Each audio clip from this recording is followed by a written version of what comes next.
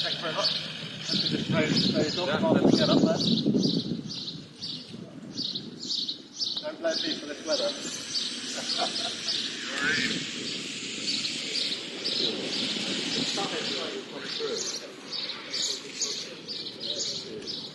You're participating.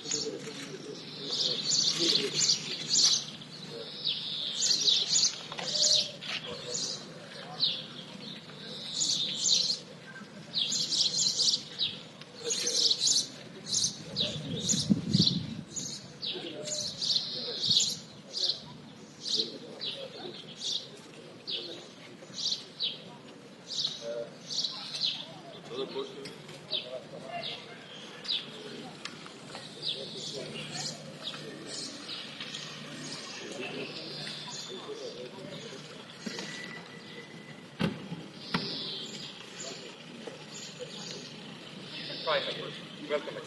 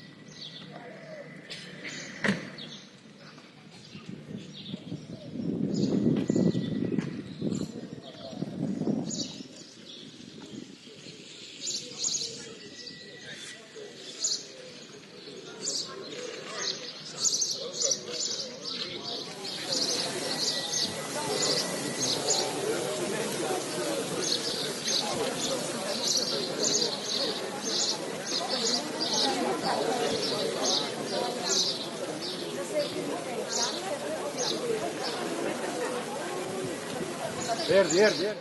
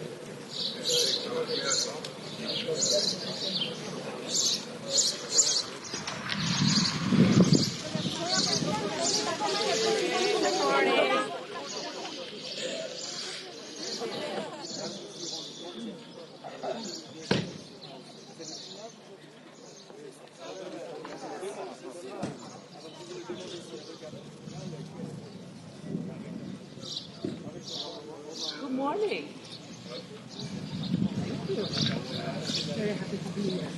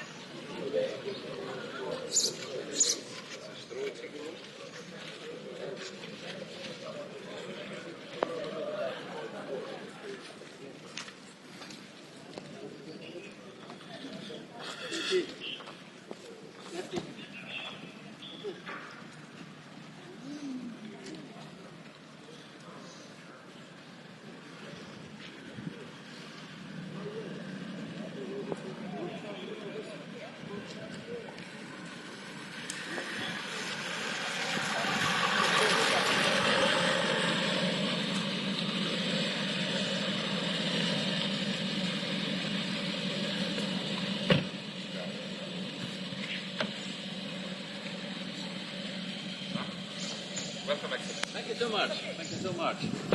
Oh, wonderful weather. Yeah.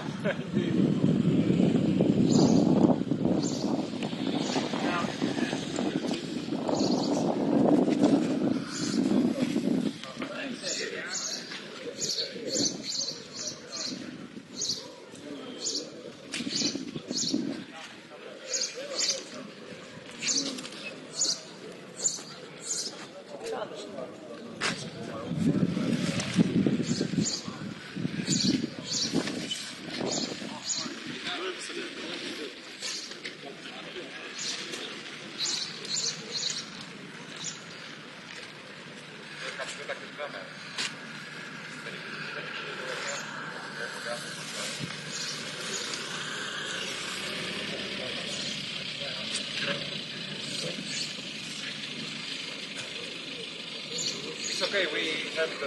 Yeah.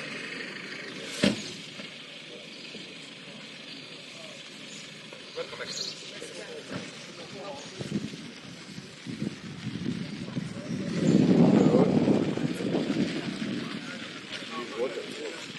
So, не мой глаз, это We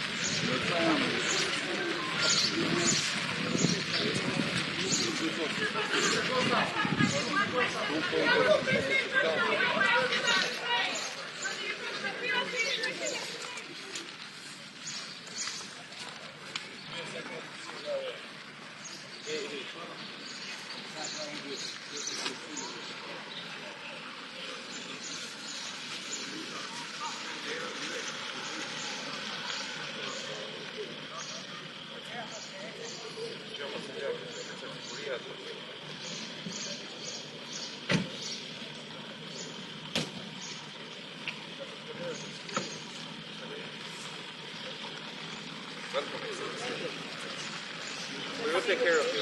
Sure.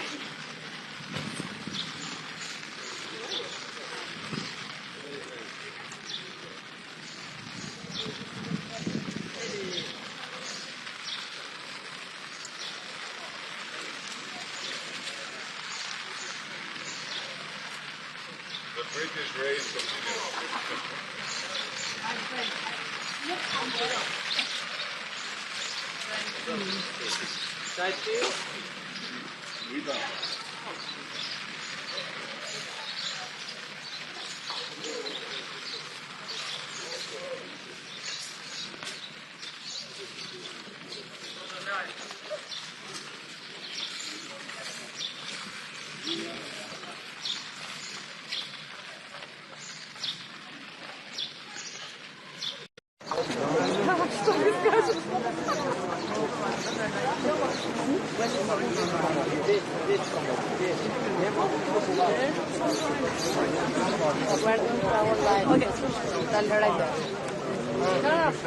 No. Okay. Yes. Thank you so much. Madam President. For doorsteps. Madam President. Why Ukraine is being about? Good morning. Good morning. Good to be here again at the EPC. The European Political Community was once founded when Russia's war of aggression started. It was founded to shape a European answer and to make sure that we have stability on the European continent. Now we are 3 years on, and we could witness all during the last days President Putin's true belief. He first called for a ceasefire around the anniversaries of the 9th of May, which he then never respected. Then Ukraine, with the support of the European Union and the United States, called for full and unconditional ceasefire over 30 days, which President Putin then rejected. And finally, he offered a meeting directly between Ukraine and Russia in Turkey, but President Zelensky was ready to meet. President Putin never showed up. And this shows the true belief of President Putin. He does not want peace. So we have to increase the pressure. And this is why we're working on a new package of sanctions. This package will include, for example, sanctions on Nord Stream 1 and Nord Stream 2. It will include working on listing more vessels of the Russian shadow fleet and also lowering the oil price cap. And it will include more sanctions on the financial sector in Russia. For us, it's important. We want peace, and therefore we have to increase the pressure on President Putin till he is ready for peace. Do you mean Istanbul is a failure? Why to come to South Caucasus?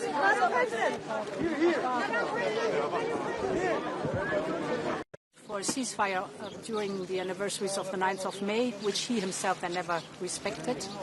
Then Ukraine called for a ceasefire supported by the European Union and by the United States, but President Putin rejected it. And finally, President Putin offered a meeting directly between Ukraine and Russia in Turkey. President Zelensky was ready to meet, but President Putin never showed up. And this shows his true beliefs, so we will increase the pressure. We're working on a new package of sanctions that include sanctions against Nord Stream 1 and Nord Stream 2, but also listing more vessels in the shadow fleet and lowering the oil price cap, and finally more financial sanctions on the Russian financial sector, because we want peace and we have to increase the pressure until President Putin is ready.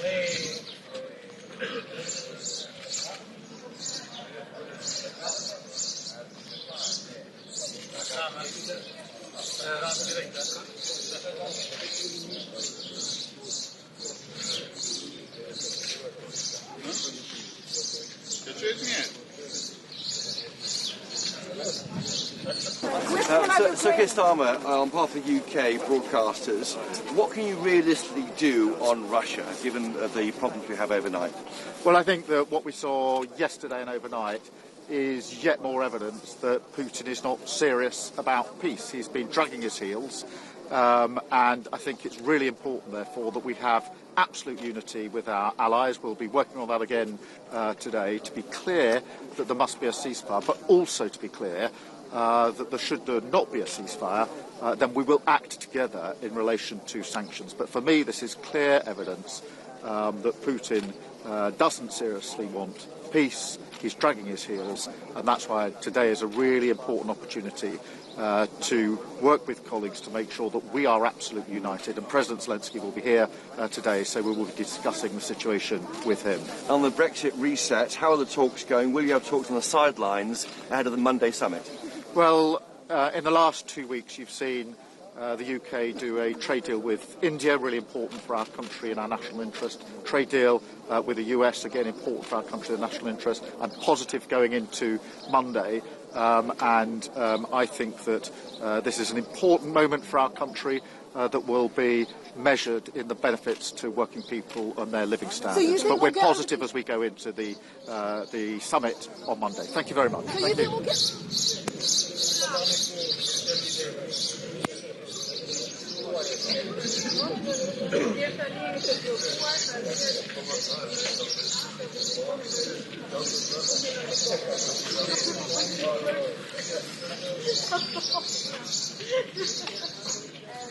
The Americans understood that Putin does not want to negotiate. Do you think the world understood that Putin doesn't want to negotiate? I guess it's obvious, not for the Americans, but for the Europe and for the world, because when Mr. Putin sends the delegation of that low political level, it's obvious that he is not keen into going in any kind of negotiations.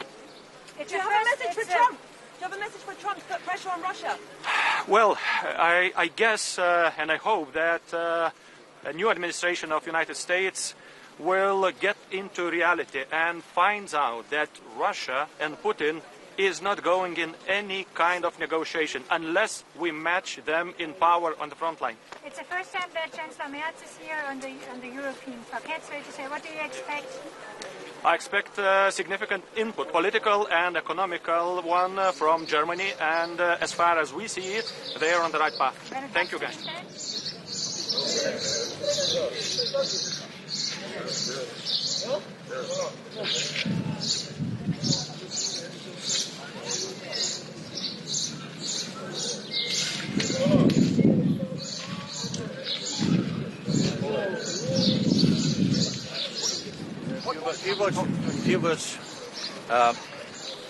Good morning. It's wonderful that Europe is here today, and at the same time, negotiations that are highly important for the future of the Europe are ongoing in Istanbul. Today, from here, we need to send a strong common message. Europe stands with Ukraine. I think that Europe has acted decisively. Today we have strong common voice and message. We need ceasefire, we need peace negotiations and lasting peace. And now I think that falls on the Russian side. If negotiations don't proceed, Europe must be ready to act strongly with new sanctions and even more support to Ukraine. This is my main message today. But the 17th sanction package is not even going that far. How can the EU put more pressure on Russia sooner? We have to work together with the US. We need that with sanctions. We need good cooperation, good coordination with the US. Thank you.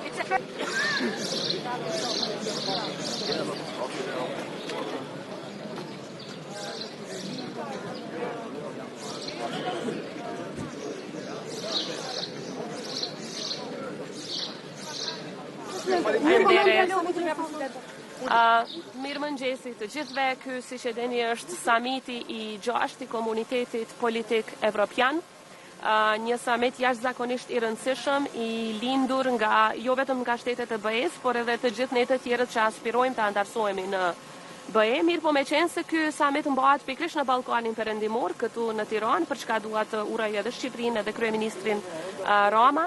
Është shumë e rëndësi që në fund të samitit të dalim edhe me një plan konkret se si do të ecim përpara shtetet tona drejt BE. Sa I përket Republikës së Kosovës, përkundër faktit që ne jemi 100% të linjëzuar me politikën e jashtme dhe atë të sigurisë së Bashkimit Evropian, fatkeqësisht ka një blokadë totale.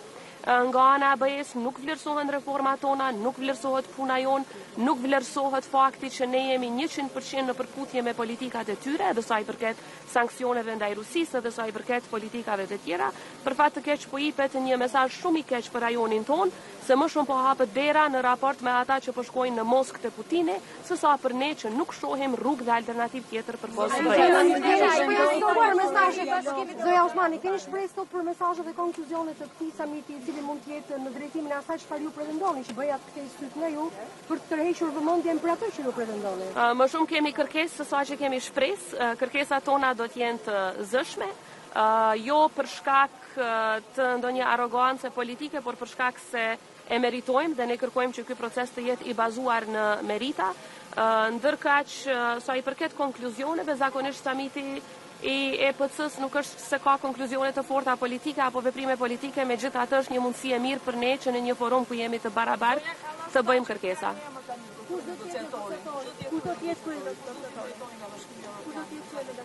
Është zoti Sorensen, ai tashmë është emëruar dhe unë si presidente kam pasur 2 takime jashtëzakonisht të mira me të, ka qenë në Prishtinë 2 herë. Kam pritshmëri për më shumë, kam më shumë pritshmëri sa I përket një lloj balanci nga ana e BE-s, për shkak se siç e dini Kosova është në masa, Serbia nuk është, dhe kjo e prish balancin, barazin mes palëve në tryezën e dialogut. Ka më shumë shpresë që edhe nga zonja Kallas, edhe nga përfaqësuesi I ri për dialogun do të shtyhet më shumë përpara heqja e masave dhe trajtimi I barabartë I palëve. Ne do të jemi konstruktivë dhe angazhuar. Bashkët me zoti Vučić. Zonja Osmani, sa ndikon situata e brendshme në Kosovë? Mund të vazhdoj dialogu sa kohë që nuk keni zgjedhur ndërçi në qeverinë e Kosovës? Ju e dini që Kosova ka pasur zgjedhje me 9 shkurt, seanca e parë është mbajtur me 15 prill dhe dje është bërë një muaj nga përpjekjet për të zgjedhur udhëheqësinë e parlamentit si dhe qeverinë e Kosovës që vjen më pastaj. Besoj që do të ketë përpjekje akoma dhe unë inkurajoj liderët politikë që për interes të qytetarëve dhe të Kosovës, në mënyrë që mos të humbasim dhe të dëmtohemi më shumë, të kemi institucione sa më parë që të jetë e mundur. Megjithatë, sa I përket krye negociatorit, Kosova ka krye negociatorin I cili akoma është fuqiplot, është zëvendës kryeministri I parë, I cili edhe nuk është se ka kandiduar apo se është zgjedhur deputet, pra ka kompetenca në mënyrë që të vazhdoj në qoftë se kërkohet nga BE-ja që të ketë një takim në nivel krye negociator. Në këtë moment që është Kosova, me këtë situatë që keni brenda me samitin që bëhet dhe negociatori në liqë është caktuar për ju, çfarë i kërkoni Shqipërisë? Nga Shqipëria kërkojmë që të vazhdoj përkraja në raport me Republikën e Kosovës në disa aspekte. E para, që të vazhdoj të jetë e zëshme, siç ka qenë kryeministri Rama deri tani për heqjen e masave të padrejta ndaj Kosovës, dhe e dyta që të flas sa më shumë dhe sa më zëshëm me shtetet që akoma nuk e kanë njohur Kosovën në mënyrë që ato ta bëjnë një gjë të tillë, sepse mos njohja sidomos nga shtetet anëtare të BE-s, po e dëmton jashtëzakonisht shumë Kosovën. Jo, dialogu s'do të jetë temë sot, sepse ky është forum multilateral siç e dini. Faleminderit shumë. Ky takim të kërkohet nga BE-ja një takim Ka takime dypalëshe? Nuk ka. Jo, me Vučićin nuk ka asnjëherë në këtë summit takime dypalëshe. Takimet dypalëshe ndërmjet Kosovës dhe Serbisë, por edhe me ndërmjetësimin e BE-s, siç e dini, zhvilluan në Bruksel. Kështu që ky është një forum multilateral ku ne si Republikës së Kosovës synojmë më shumë të takohemi me liderët e tjerë, sidomos ata që duhet t'i bindim që të largojnë masat e padrejta ndaj Kosovës. Mendoni fakti që po bëhet për herë të parë në Tiranë një samit i tillë dhe që ju jeni prezant tashmë edhe pse keni ngërç mes Serbisë dhe Kosovës? Ne gjithmonë jemi prezent në këtë summit. Kosova gjithnjë është prezent edhe në EPC dhe në summitin BE Ballkan Perëndimor. Ajo çfarë na favorizon këtu është se po shpresoj shumë që fakti që mbahet ky summit në Tiranë jap një zëmë të fuqishëm rajonit ton dhe edhe një zëmë të fuqishëm edhe Tiranës, jo vetëm Prishtinës, që të flas edhe për heqjen e masave të padrejta ndaj Kosovës, por edhe siç e përmenda për njohjen nga shtetet që akoma nuk e kanë bërë këtë në raport me Kosovën. Ja, bëhet këtë kërkesë Bashkimit Evropian mbrëmjen Patjetër që po, edhe mbrëmjen e djeshme, edhe më herët, edhe çdo ditë e bëjmë këtë kërkesë, sepse të gjitha kërkesat në fakt që BE-ja ka pasur raport me Kosovën sa i përket heqjes së masave ne i kemi plotësuar dhe në qershor bëhet një vit që edhe vetë përfaqësuesi i BE-s zakonisht nuk ka përgjigje, kërkojnë gjëra kështu shumë abstrakte, deeskalim. Në fakt ne nuk jemi ata që kemi eskaluar situatën, por edhe pse nuk e kemi krijuar atë situatë në veri të Kosovës, Kosova ka ndërmarrë hapat që janë kërkuar nga marrëveshja e Bratislavës dhe edhe vetë zoti Borrell që ka qenë HRVP më herët ka propozuar që të hiqen masa duke u bazuar në plotësimin e kritereve nga ana. Kishte ndrim nga BE-ja për sa i përket vizitës së presidentit Vučić në Rusi? Nga disa kishte, nga disa nuk kishte, ose më mirë të them nga disa kishte qëndrim të ashpër, nga disa për fat të keq ka qëndrim arsyetues, që është jashtëzakonisht dëmtuese dhe dërgon mesazh të dëmshëm për gjithë rajonin, jo vetëm për ne. Faleminderit gjithëve.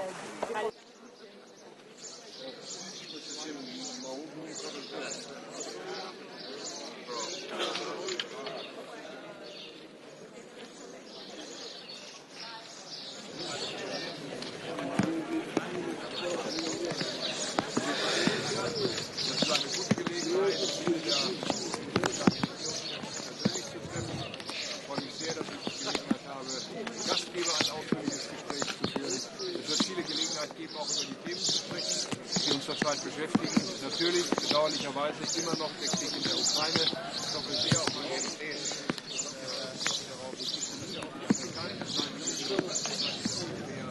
Lösung mit weiteren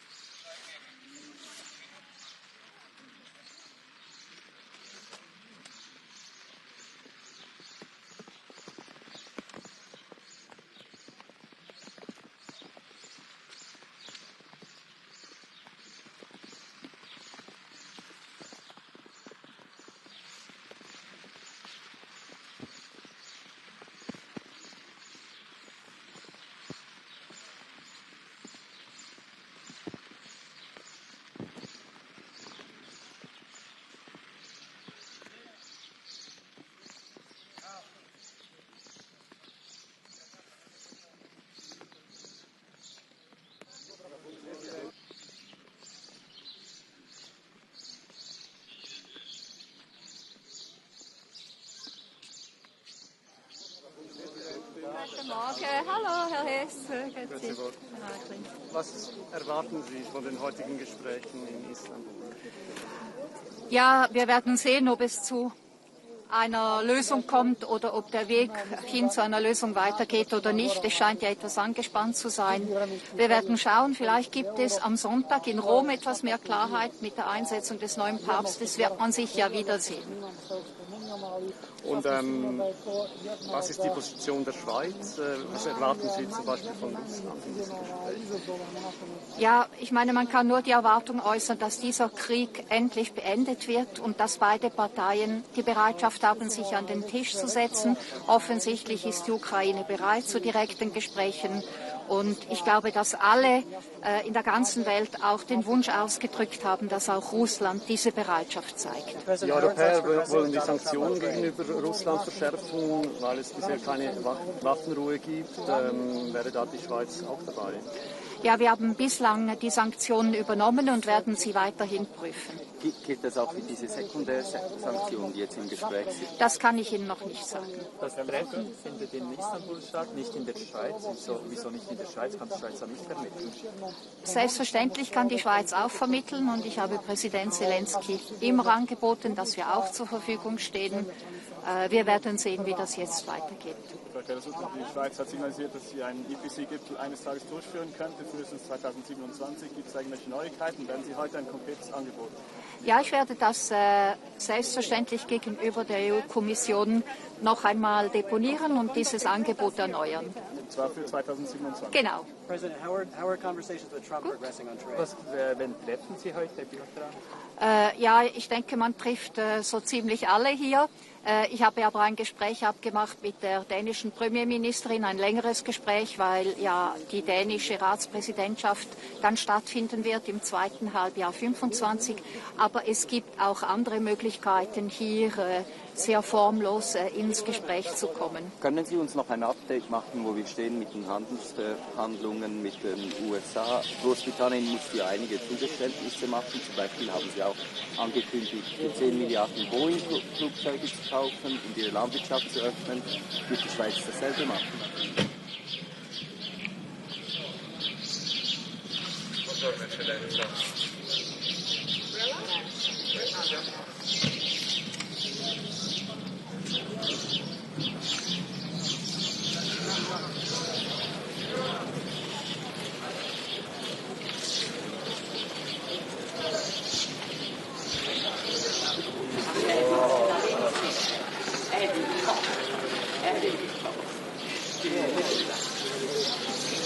He only does it to be tall as me.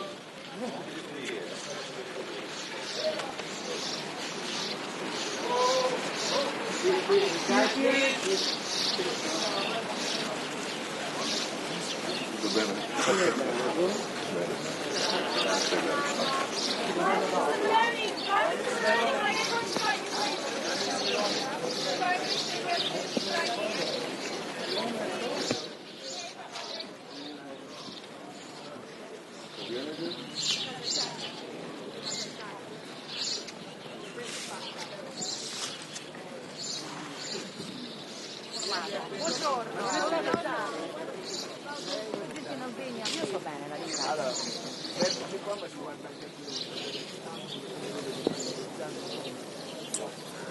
Non solo.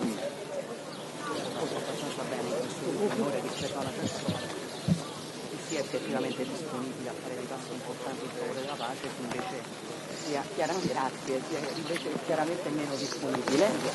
Penso però che non dobbiamo cercare la spugna, penso che dobbiamo insistere per una cessata del fuoco incondizionato, che dobbiamo insistere per un accordo di pace serio che preveda garanzie di sicurezza per l'Ucraina e continuiamo a lavorare anche in questi formati per questo obiettivo. Presidente, non è passata al centro migranti di Giader prima di venire qui? Non ho fatto in tempo. Passerà dopo?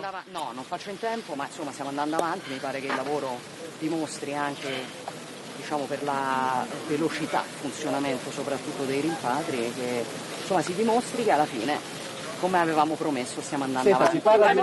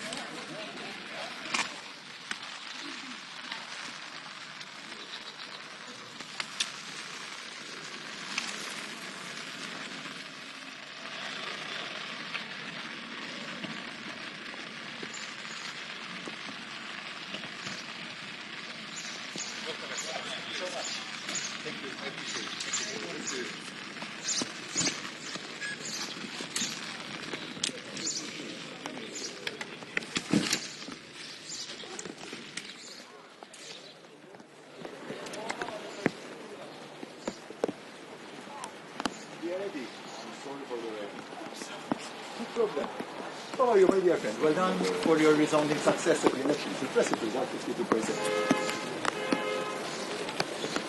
That is amazing. 52.1. Only I get that result in Malta. Well done. Thank you.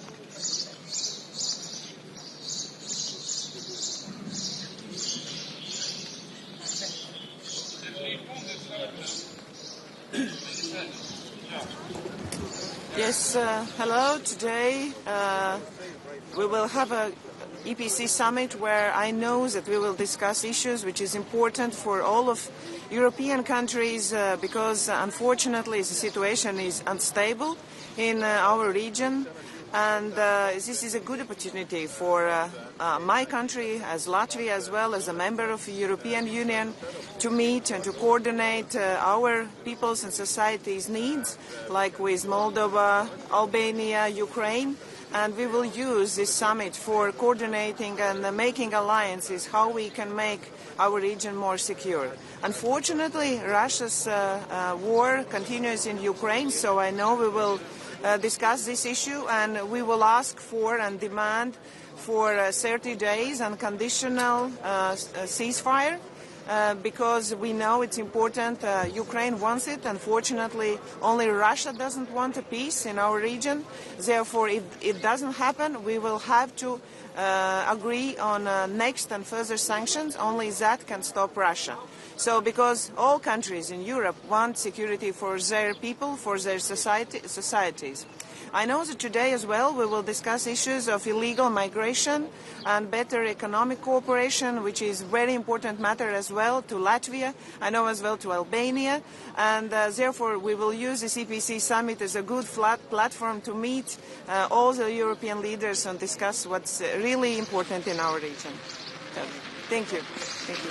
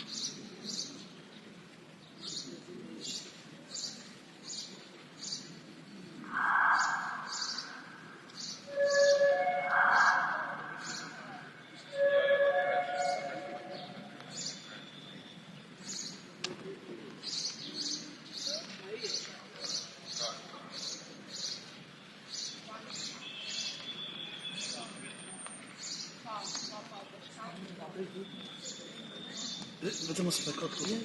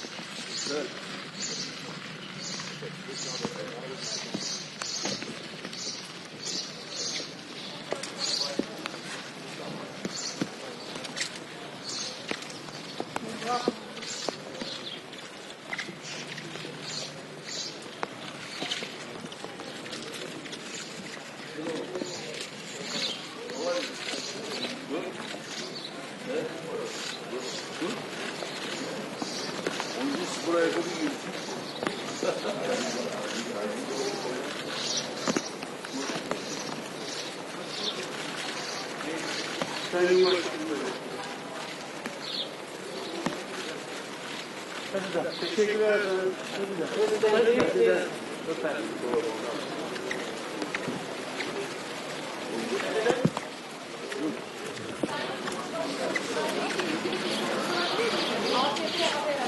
Şimdi olmaz ya. Şimdi işimize bakalım. Çok işimiz var. Sadece konuşmalarla ilgili bir şey sorabiliriz yani. Nasıl gidiyor? Neyle işte?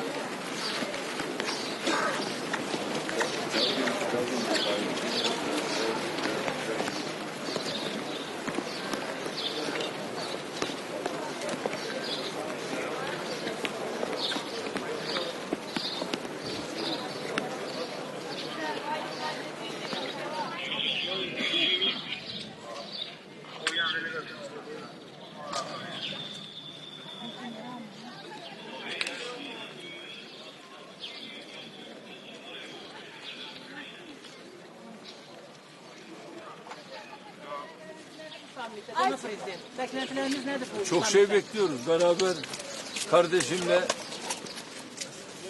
Arnavutluk'tan tüm dünyaya barışı seslendireceğiz. Azərbaycan-Ermənistan danışıqlarını necə qiymətləndirir?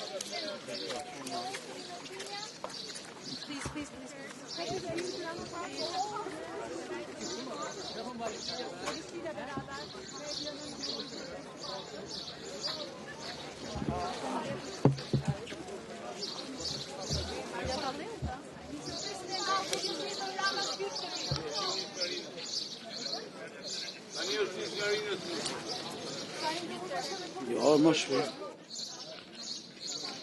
Ragazzi.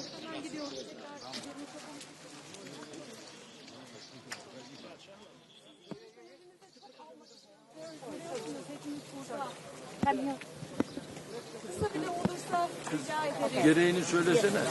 Sen benim adıma cevap ver. Ben meslektaşlarımıza iletirim efendim. Teşekkür ederim.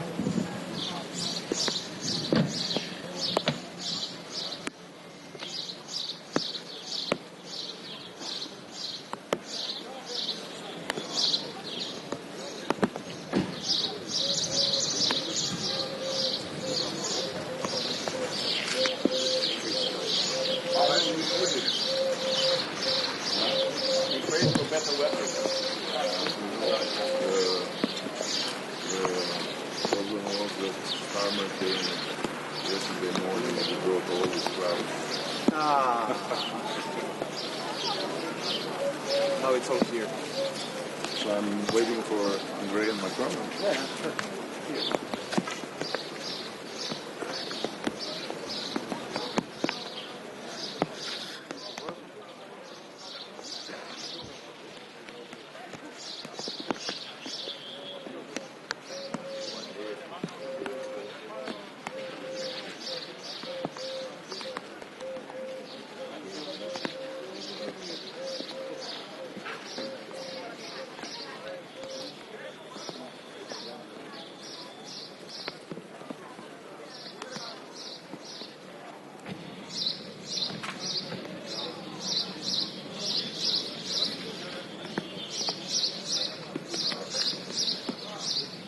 Welcome, Excellency.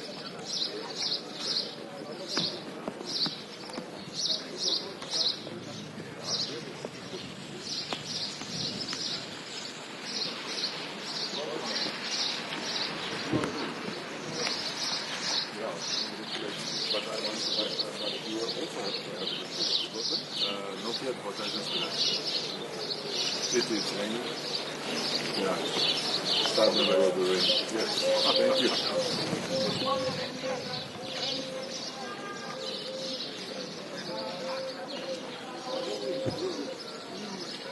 Thank you.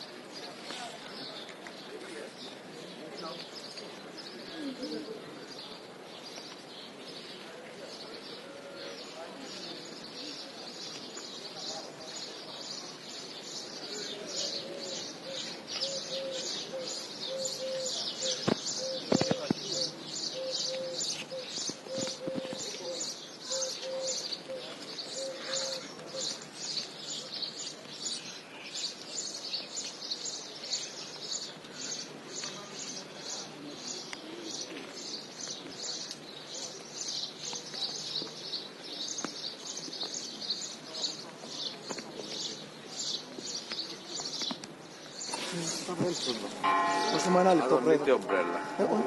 Πιάστε την ομπρέλα, Πρόεδρε. Τι θέλω. Να την κρατώ, να κάνουμε την δηλώσεις. κρατάει η κοπέλα. Thank you. Μια πολύ σημαντική σύνοδος που, να θυμίσω, ξεκίνησε πριν λίγα χρόνια με πρωτοβουλία του Γάλλου Προέδρου, ακριβώς για να φέρει μαζί τα κράτη-μέλη της Ευρωπαϊκής Ένωσης και τα άλλα ευρωπαϊκά κράτη, λίστα των οποίων θέλουν να γίνουν κράτη-μέλη της Ευρωπαϊκής Ένωσης, για να έχουμε ένα ανοιχτό διάλογο. Οι προκλήσεις είναι κοινές, οι ευκαιρίες είναι κοινές και αυτό το φόρουμ προσφέρεται για ένα ανοιχτό και ειλικρινή διάλογο. Και είναι μέσα σε αυτό το πλαίσιο που μπαίνει και το κυπριακό, ένα ευρωπαϊκό ζήτημα. Γνωρίζετε ότι η Τουρκία συμμετέχει σε αυτές τις συναντήσεις και μέσα σε αυτό το πλαίσιο είναι και ο διορισμός, η απόφαση της Προέδρου της Ευρωπαϊκής Επιτροπής να διορίσει τον κύριο Χαν, μια πολιτική προσωπικότητα, να υπενθυμίσω 3 φορές επίτροπος, υπουργός στην Αυστρία, άλλες πολιτικές θέσεις στη χώρα του, έτσι ώστε από τη μια αποδεικνύοντας την πράξη το ενδιαφέρον της Ευρωπαϊκής Ένωσης για ένα δικό της, επαναλαμβάνω, πρόβλημα, αλλά την ίδια στιγμή να ενισχύσει την προσπάθεια που βρίσκεται σε εξέλιξη για επανέναρξη των διαπραγματεύσεων και επίλυση του Κυπριακού. Γνωρίζετε ότι η Τουρκία ενδιαφέρεται να ενισχύσει τις σχέσεις με την Ευρωπαϊκή Ένωση. Δεν μπορούμε να αλλάξουμε τη γεωγραφία, προτιμούμε να έχουμε ένα γείτονα που είναι κοντά στην Ευρωπαϊκή Ένωση, εφόσον αυτός ο γείτονας συμπεριφέρεται όπως συμπεριφέρονται τα κράτη-μέλη της Ευρωπαϊκής Ένωσης. Σέβεται τις αρχές και τις αξίες της Ευρωπαϊκής Ένωσης, σέβεται το διεθνές δίκαιο και μέσα σε αυτό το πλαίσιο ο διορισμός του κυρίου Χαν, που να θυμίσω ως επίτροπος που ασχολήθηκε με τα ευρωτουρκικά, γνωρίζει πάρα πολύ καλά και τις επιθυμίες της Τουρκίας, πώς αυτές μπορούν να προωθηθούν μέσα από συγκεκριμένες θετικές εξελίξεις, τόσο για το Κυπριακό, αλλά και γενικότερα για τις κυπριογενείς υποχρεώσεις της Τουρκίας. Άρα προσβλέπω στη συζήτηση που θα γίνει σήμερα, την ευκαιρία που θα έχουμε να ανταλλάξουμε απόψεις.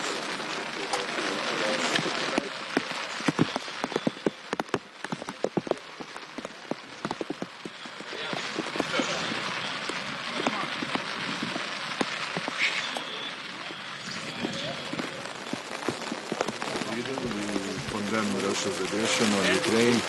We believe that peace should be done, but it should be a just peace, which would not reward the aggressor with Ukrainian territory. Would you plan to visit the South Caucasus, including Azerbaijan?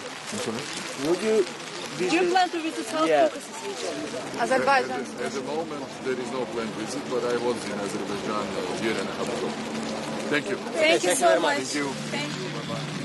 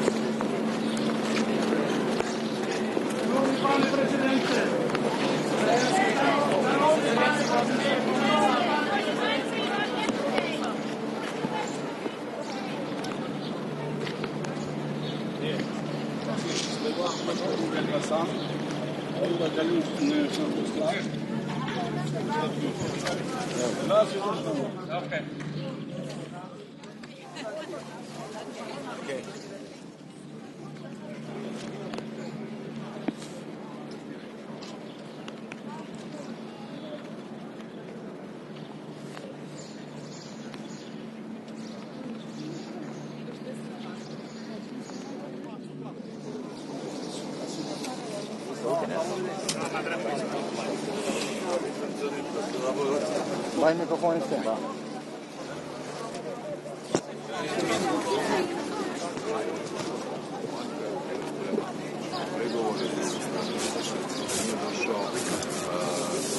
Mene to osobno nije iznenadilo, međutim svaki korak koji vodi ka prestanku ratnih operacija, time i novih žrtava je pozitivan, ali konačno rješenje ne bi smjelo biti tako da nagradi Rusiju sa ukrajinskim teritorijom. To je loš presedan, kršenje međunarodnog prava, to znači da jači kvači, a to je smrt međunarodnog prava, budemo otvoreni. Hoće biti razgovora o sankcijama, portali pišu da bi se danas ovdje moglo razgovarati i o carinama na ruski izvoz.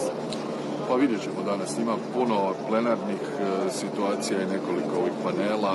Ja vodim jedan od panela sa kosovskom predsjednicom Osmani, ali ovo nije sastanak koji donosi odluke. Ovo je konzultacijski format, tako da sve što se tiče sankcija mora ići nazad u briselske formate. Da li će doći do dogovora oko tarifa između Europske unije i Amerike? Pa evo, ja sam prošli tjedan bio u Washingtonu, razgovarao sam sa ključnim članom kabineta predsjednika Trumpa, dakle američkim trgovinskim predstavnikom Grierom na tu temu. Koncepcija Sjedinjenih Američkih Država je ta da žele manje više uravnoteženu trgovinsku razmjenu, dakle koliko negdje izvoze, toliko da uvoze. Mislim da su određeni propisi ne tu toliko carine, nego druge.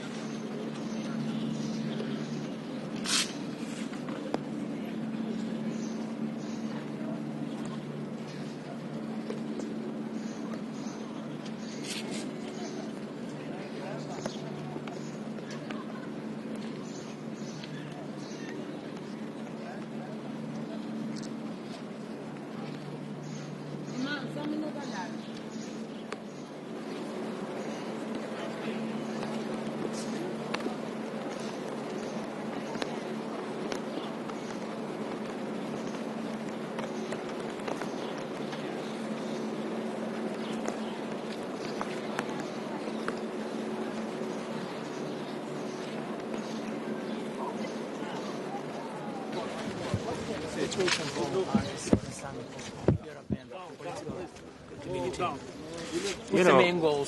As a Secretary General of the Council of Europe, it is really important for me to be here and to have this occasion to have contacts and discussions with all the leaders, head of governments, head of states. It's interesting because the geographical scope of the EPC is exactly the same as the Council of Europe, and we need to work together. I mean, we need to rethink the architecture of security for the European continent. We need a strong democratic security, and we need to have a stable ground to build also this whole architecture. That's one point. The second point is about all the discussions that we have right now for the continent and our future. I mean, also the talks in Istanbul. Ukraine is a very important member state of the Council of Europe. We are supporting Ukraine since many years, really strongly. And we had, in the last ministerial of the Council of Europe, the last 2 days in Luxembourg, also the first discussions about the creation of the special tribunal addressing the crime of aggression. I mean, the Council of Europe is strongly dedicated to accountability with the European Court on Human Rights, with the register of damage for Ukraine, and now with the discussion on the special tribunal. And we followed the injustice approaching to Azerbaijan delegate in the European Council last 2 years. Sorry? Our delegation, Azerbaijan delegation, didn't participate European Council last 2 years in Parliament Assembly. What is the reason? I mean, for the Council of Europe, I mentioned, not the European Council, for the Council of Europe. For me, we have 46 member states, 46 proud and equal member states. That's why we are at this level of the Secretariat and the Committee of Ministers strongly in contact with Azerbaijan. I was myself in Baku, in November last year. I had a last meeting with President Aliyev in Antalya 3 weeks ago, and we are working on improving the relations and to see how we can have really 46 member states fully participating to the work together. Thank you so much. Thank you. Sorry? Your discussions on peace in the South Caucasus. Yeah, thank you for asking on this. I mean, it is also for us from a huge concern. As you may know, we have the three countries of the South Caucasus, Georgia, Armenia, and Azerbaijan as member states in the Council of Europe. We are working closely with them. And we are, fully concerned also by the peace discussions between Armenia and Azerbaijan. I was myself in contact with both sides. I will very soon, after the meeting I had with Azerbaijan, go to Armenia next month, also to have those discussions. And it was also always a good exchange with other member states, and lastly with Turkey, because I was in Ankara. And we need, all together to do what we can at best to have stability and peace in the whole region. Thank you. Thank you. Thank you. Please.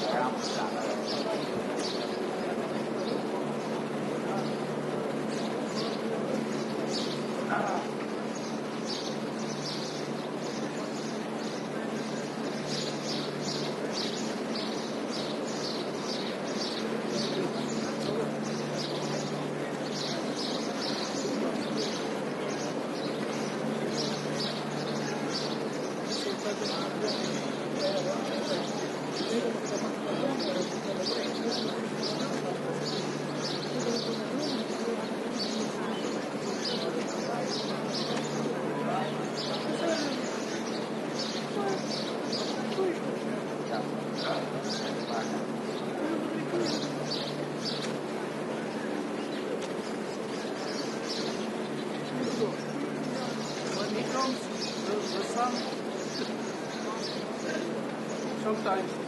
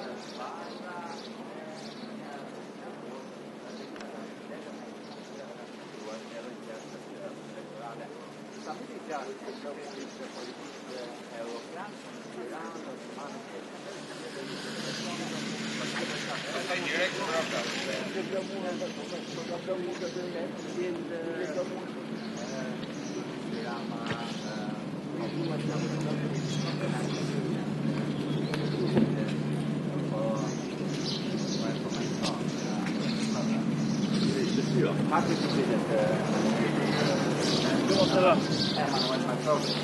Je vois soleil. Tu vas bien? Bravo.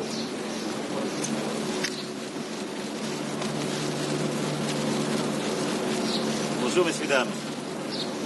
Bonjour à vous. Bravo. Mr. President, How are you? I'm very happy to be here with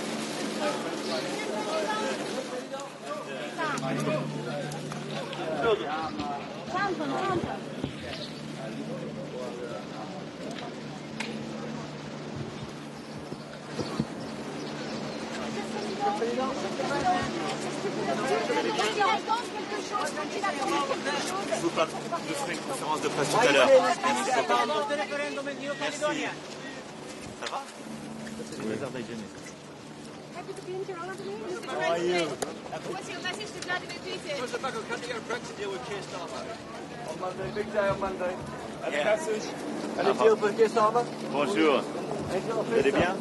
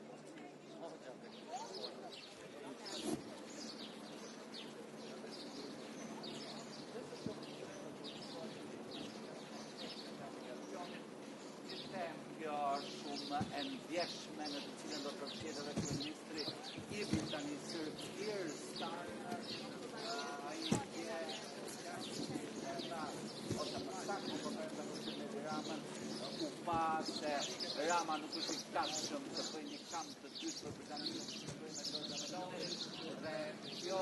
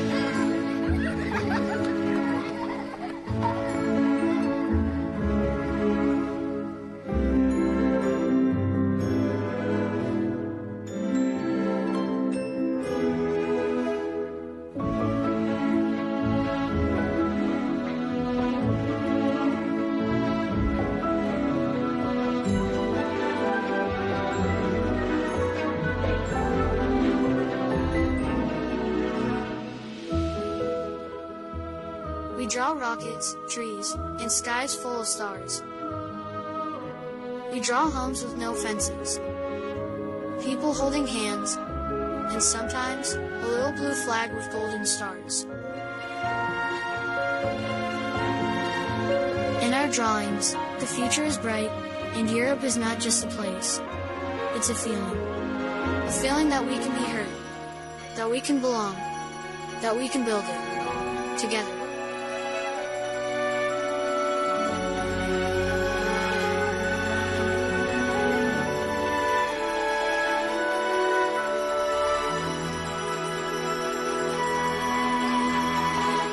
It's a wind that carries our paper boats.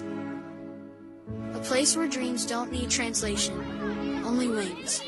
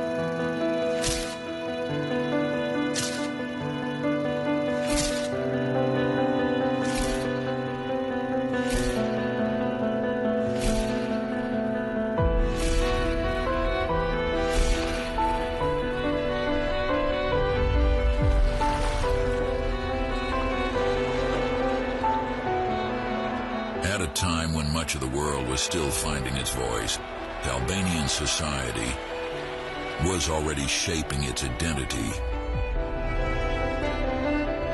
with schools, traditions, and a deep sense of pride.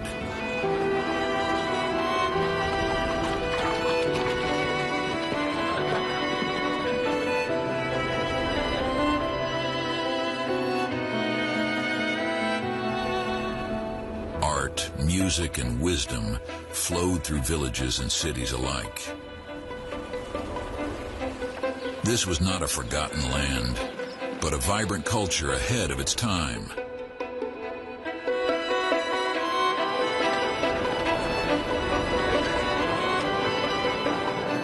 A heritage built on dignity, resilience, and vision.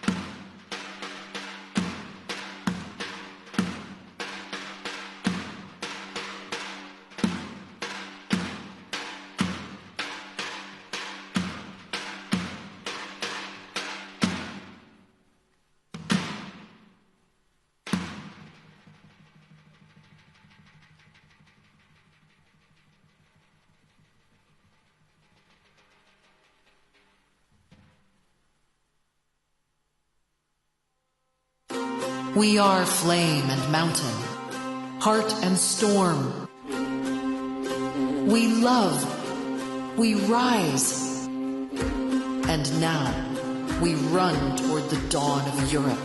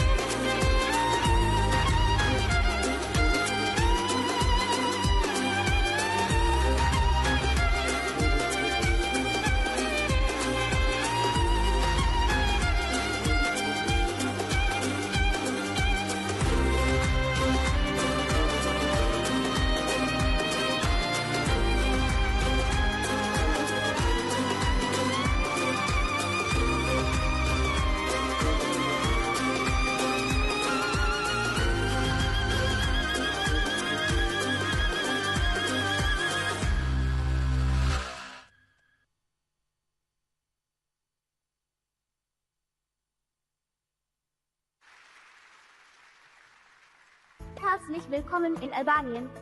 Bienvenue en Albanie. Dobrodošli u Albaniju. Benvenuti in Albania. Bem-vindo à Albânia. Carlos interest in Albania. Bienvenue en Albanie. Welkom in Albania. Albanya'ya hoş gelmişsiniz. Bienvenue en Albanie. Welcome to Albania. Velkommen in Albanien. Witajmy w Albanii. Velkommen til Albanien. Welkom in Albanië. Bine v-am venit în Albania. Returăm asta Albania se. Witajte w Albanii. Dobre došli v Albania. Welkom til Albania. Herzlich willkommen in Albanien. Returăm asta Albania se. Witajcie w Albansku. Merhaba w Albania. Dobrodošli u Albaniji. Returăm asta Albania se. Etili ostkwenimo brzanie w Albaneci. Velkommen til Albanien. Dobrodošli v Albania. Mir se vini na Shqipëri. Welcome to Albania. Dobrodošli u Albaniju. Pari kalus Albania. Dobrodošli u Albaniju. Tervetuloa Albaniaan. Welkom in Albanië. Üdvözöljük Albániában. Véget Albania. Lijpelodem Albania. Willkommen in Albanien. Bine ați venit în Albania. Arnavutluğa hoş geldiniz. Dobrodošli u Albaniju. Witamy w Albanii. Arnavutluğa hoş geldiniz. Benvinguda a Albania. Benvenuti in Albania. Bienvenue en Albanie. Willkommen in Albania. Mirë se vini në Shqipëri.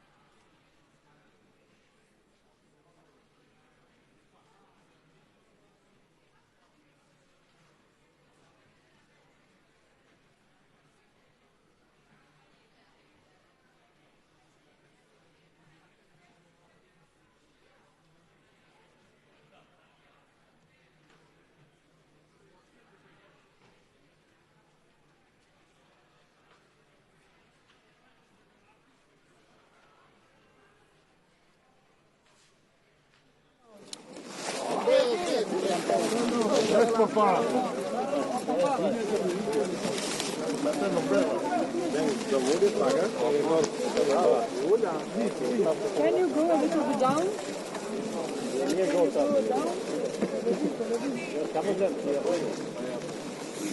Simon, you have to move.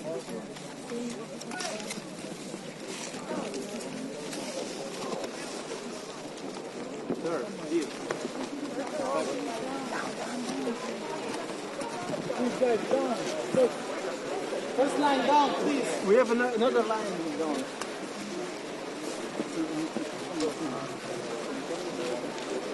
Good.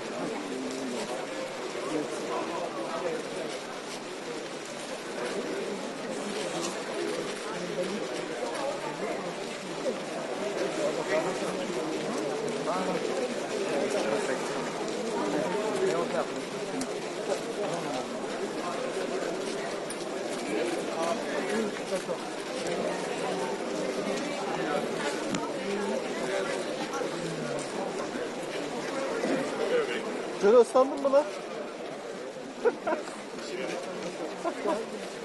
Geliyor.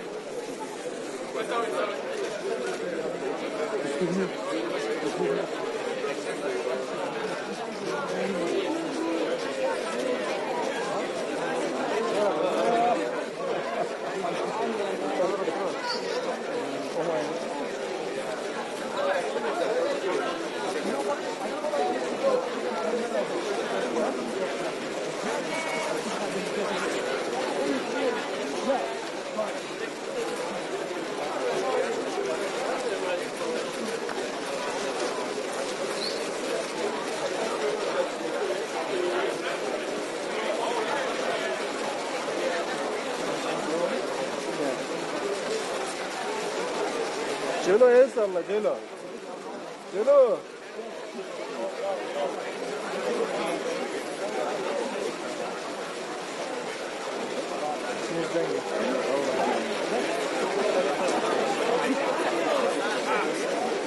Celo. El salla. Okay, check. Celo. Check.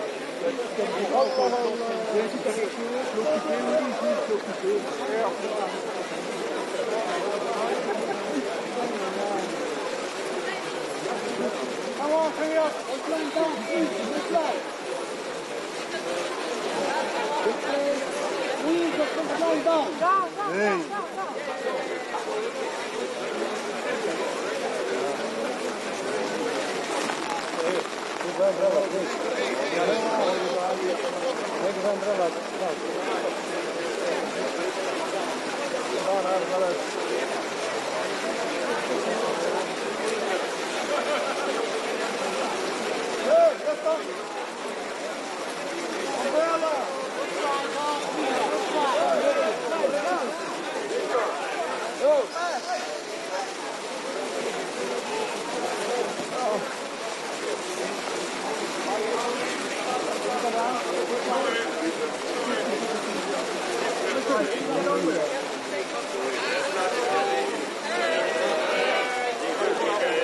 Okay.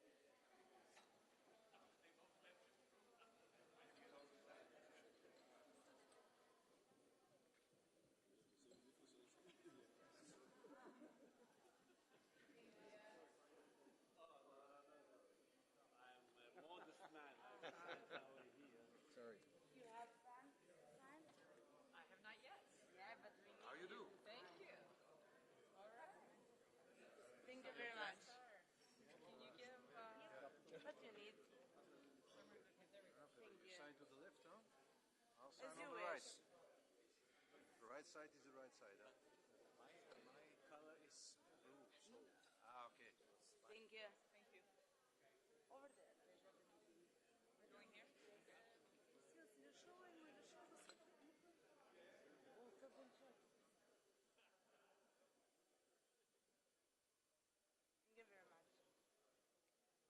There you go. Thank you.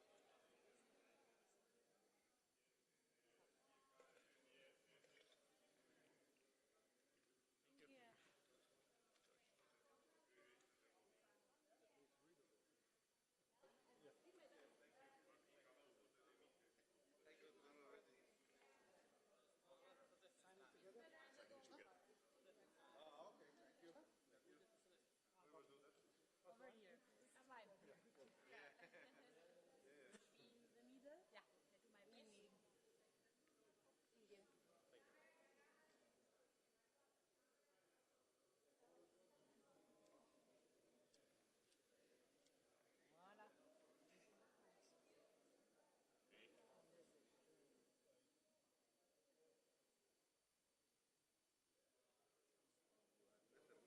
Yeah. To my best. Thank you. Voilà. Thank you. Yeah, we will fight for the life. A little bit disorganized. Yeah.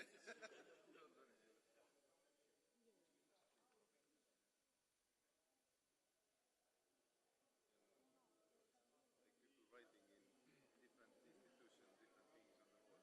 Thank you.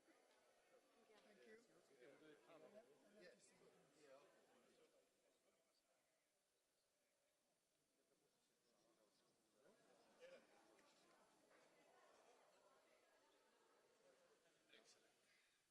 Excellent.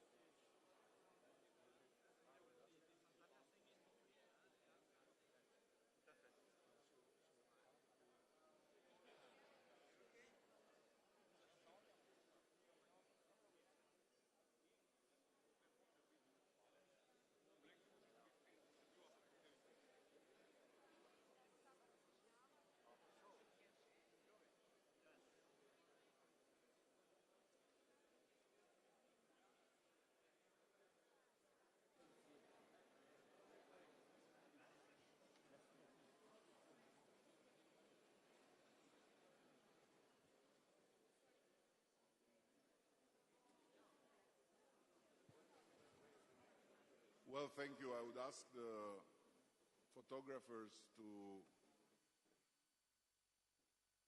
make space for Europe to work.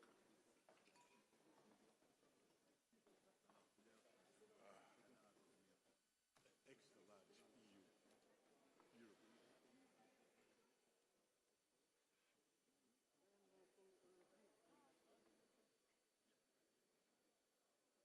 The photographers, please.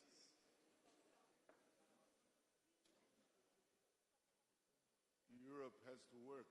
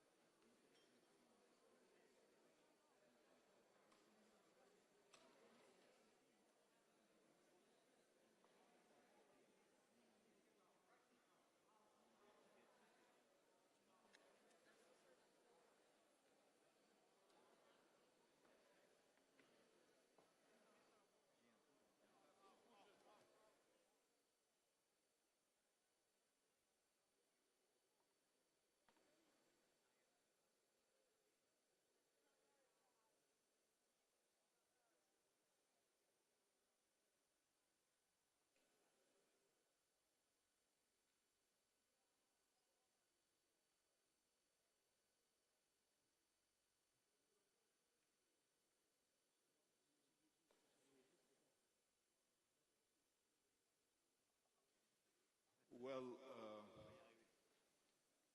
I have first to share sensitive information. It was a suspicion, but it became scientific proof from the European Weather Forecast Institute that the persisting and not indigenous rain was brought by the British delegation yesterday morning.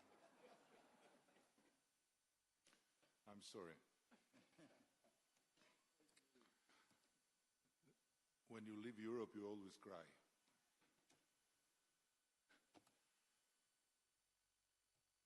Every time I head towards an EPC summit, I'm haunted by a 16th century painting hanging in the British National Gallery. The Rape of Europa by the Grand Master of Italian Renaissance, Paolo Veronese. In it, the Princess Europa, young and radiant, stares skyward as she mounts a white bull. The bull is, of course, Zeus in disguise, the king of the gods, who will carry her away to a land from which she will never return. There is something hauntingly familiar in this myth, a resonance that feels all the more acute in the times we live in.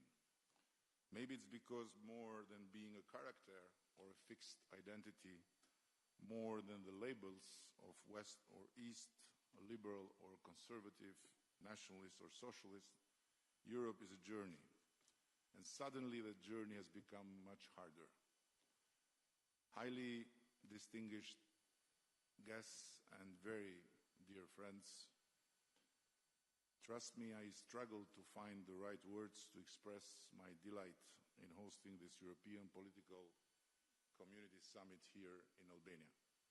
It is truly an immense honor for all my country, for all the Albanian people, to welcome you all to this country and to this purposefully constructed house for the European political community in Tirana, where you are not surrounded by the nightmare of Europa in Renaissance paintings, nor by the emptiness of a temporary gathering space. You are surrounded by Albanians' children's imagination of Europe. This was an obvious choice for us because children's dreams are never held hostage by the myths of the past. They are instead about imagining the future. Very similar, by the way, to the dream of Europe's founding fathers. And you have landed at a particularly poignant moment in this country, where we have learned to view the past through the eyes of the future and no longer to look at the future through the eyes of the past. Your arrival follows an election campaign in which Europe featured more than ever before, not as a divisive issue, but as a joint claim to identity, not as a list of policies, but as a deep yearning for belonging, not as a set of homework assignments, but as a shared destiny. That is why it is so gratifying that the campaign centered on those keywords, Europe, identity, belonging and destiny, won over 52% of the votes. For my dear friend Keir, here it was a result very similar to the Brexit referendum, but with the roles reversed, 52% for Remain, or in our case, Unite. Where it wasn't comparable, however, is the remaining 48% of the voters. They are not Eurosceptics. No, they are just ill-informed Euro-optimists who think I should have been fired for not having succeeded in uniting Albania with the EU long ago. But this is not my point. The idea of a united Europe is paradoxically both ancient and ever new. One of its earliest champions was a Frenchman in the 18th century, the Abbé de Saint-Pierre. In the ashes of the Treaty of Utrecht, after years of war, he envisioned a union of European states, a bold, idealistic vision of perpetual peace.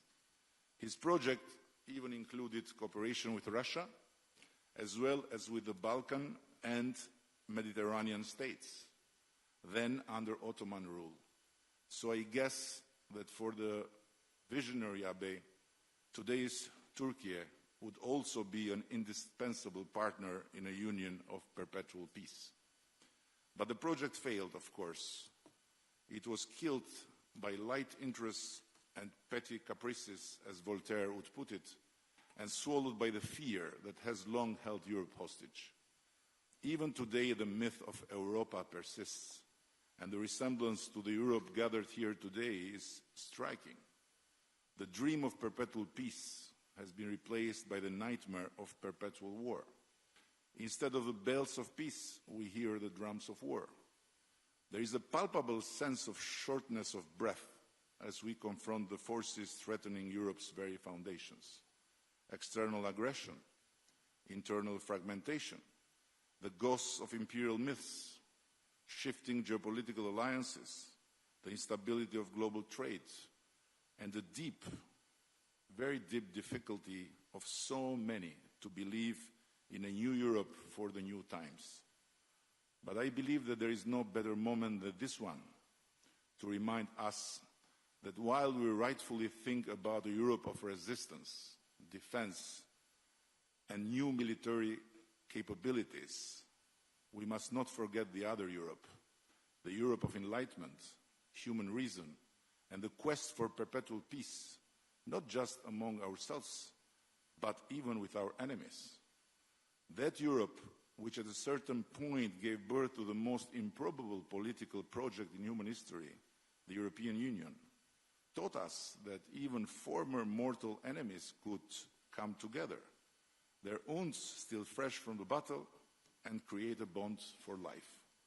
They turned old rivers of blood into new avenues of peace, agreeing that conflict could only be tamed through commerce, that free trade is essential to free minds, and that security comes not from increasing threats, but from expanding rights and equal opportunities. It was that Europe that taught us that in the midst of the most horrific conflicts, we must maintain some faith in the humanity of our enemies. Otherwise, as Immanuel Kant reminds us, when hostilities degenerate into a war of extermination, all justice is destroyed, and perpetual peace becomes the burial ground of humankind. The enemies of peace should not drag us into the glorification of weapons. Here in the Balkans, we have survived war, bombs, territorial conflicts, destruction and disruption. It happened in our lifetimes, not in some distant black and white documentary archive. And we have learned that peace has no competitors.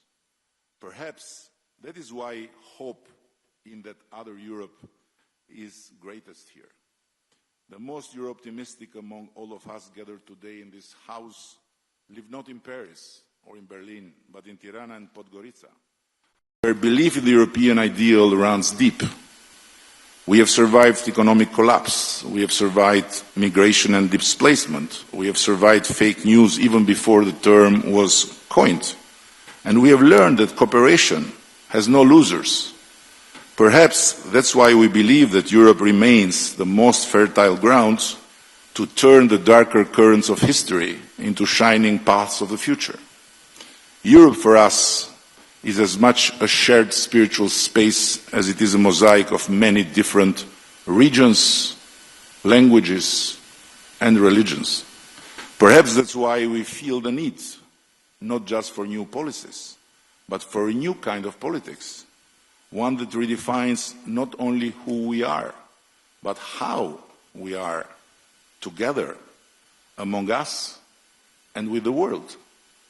One that sees Europe not as a fortress to defend, nor as a museum to preserve, but as a shared soul to be protected, a shared destiny to be lived, and a shared future to be built.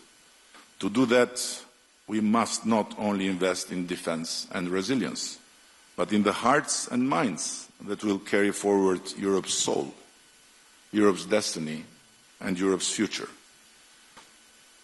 And let me ask you, my very dear friends, why not imagine an EPC of education, of science, and artificial intelligence, and transnational lines beyond weaponry, a terrain of interconnected sources of knowledge, research, and innovation, where non-EU or not yet EU territories can become new frontiers for investments, free from bureaucracy, regulations, and fiscal burdens. A revival of what followed the fall of the Berlin Wall, when Western Europe discovered its eastern half, and the investments flowed eastward, drawing the newcomers into the embrace of a free Europe and ushering the last sustained era of growth, of real growth in the old Europe, where high dividends returned from the investments in the new frontier. Let's give Europe's young people and start-uppers a better reason to stay than just talking about weapons and rearming. And let's give them a strong motivation to build and to dream on European soil, instead of looking and going far away to follow their dreams. Our struggle cannot be solely about resisting what others might do to us. It must also be about what we must do for ourselves, our children, and our Europe. It's not just about resisting destruction, this goes without saying, but it's about daring to build, to revive the wisdom of our history, and to strengthen the faith in our own human reason capabilities. When Donald Trump says that God saved him from the bullet because the Almighty had a plan for America, he tells only half of the truth. The other half is that God had a plan for Europe too. And it could not be more obvious. Europe, once again, has a God-given opportunity to reinvent itself. Let us ensure that Europa's journey, ours in this case, is not one of abduction, as in the painting of Veronese, but of return and renaissance. Return home, to a home filled with dreams of the future, free from myths of the past, by no doubt very well protected but by no doubt resembling not the shape of weapons, but the imagination of both our children and our founding fathers, to a vision that is ours to make real. Thank you very much. And now, as a host, I am honored to pass the floor to the President of the European Council, Antonio Costa.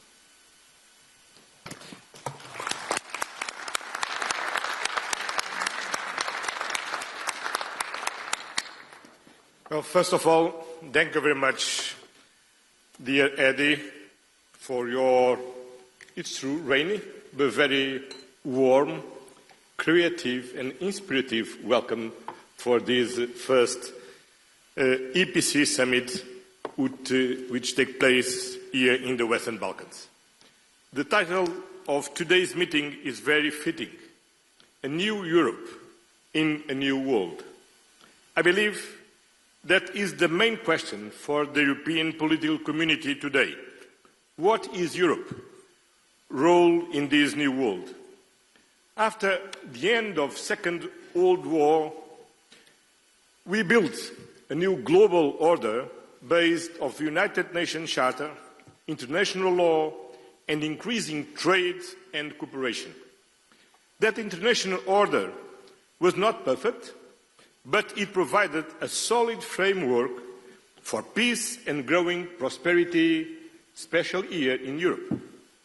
Now, that rules-based order is being undermined from many sides.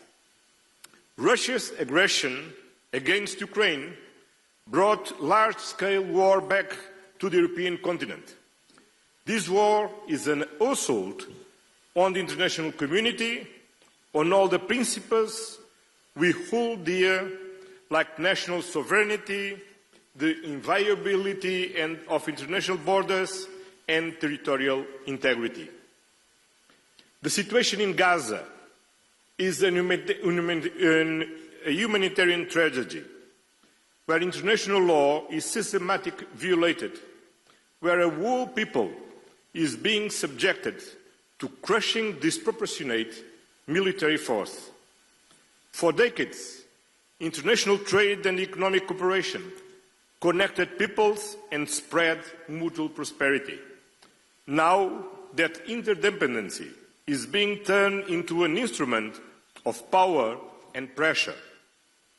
Multilateralism has been the glue connecting humanity with the United Nations at its core.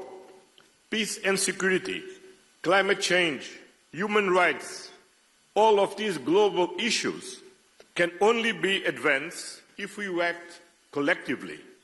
And yet, multilateralism is under relentless attack. Europe has an enormous stake in all of these areas. So our continent needs to join forces. Europe must succeed in bringing a just and lasting peace to Ukraine. International law must prevail, and we know, dear Volodymyr, that your security is also our security. Europe must also invest more in its own defense, because we have learned that peace without defense is an illusion.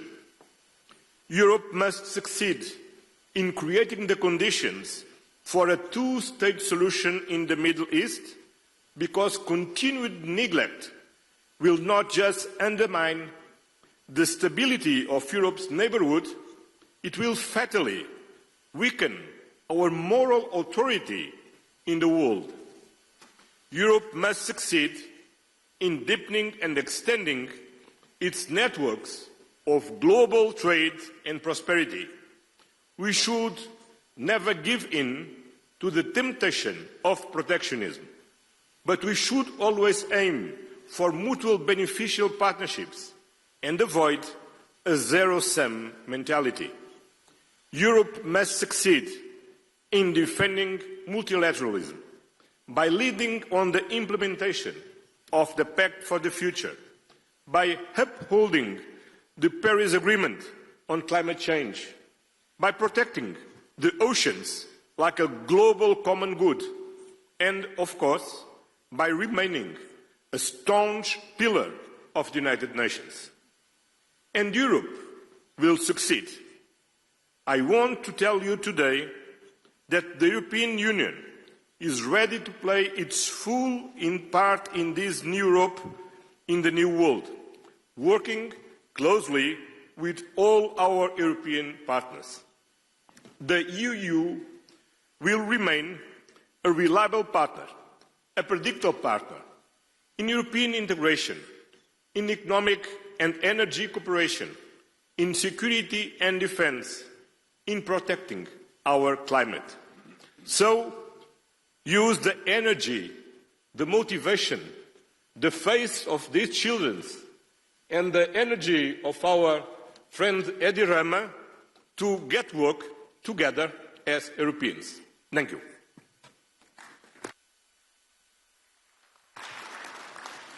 And now it's my honor to pass the floor to the President of the Republic of France, Emmanuel Macron. Your Majesty. Merci, Edi. Merci beaucoup de nous accueillir pour ce sommet et félicitations pour le résultat électoral et en effet ce chemin européen et cette confiance dans l'avenir, dans l'Europe que tu as exprimé.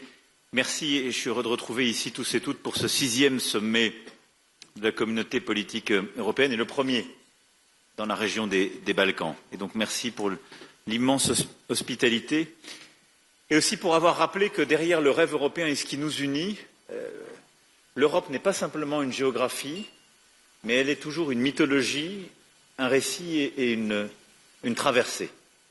Et de rappeler que cette Europe de la Renaissance, des Lumières, celle de la paix, du progrès et de la culture est celle qui nous a inspirés et qui, au fond, donne envie.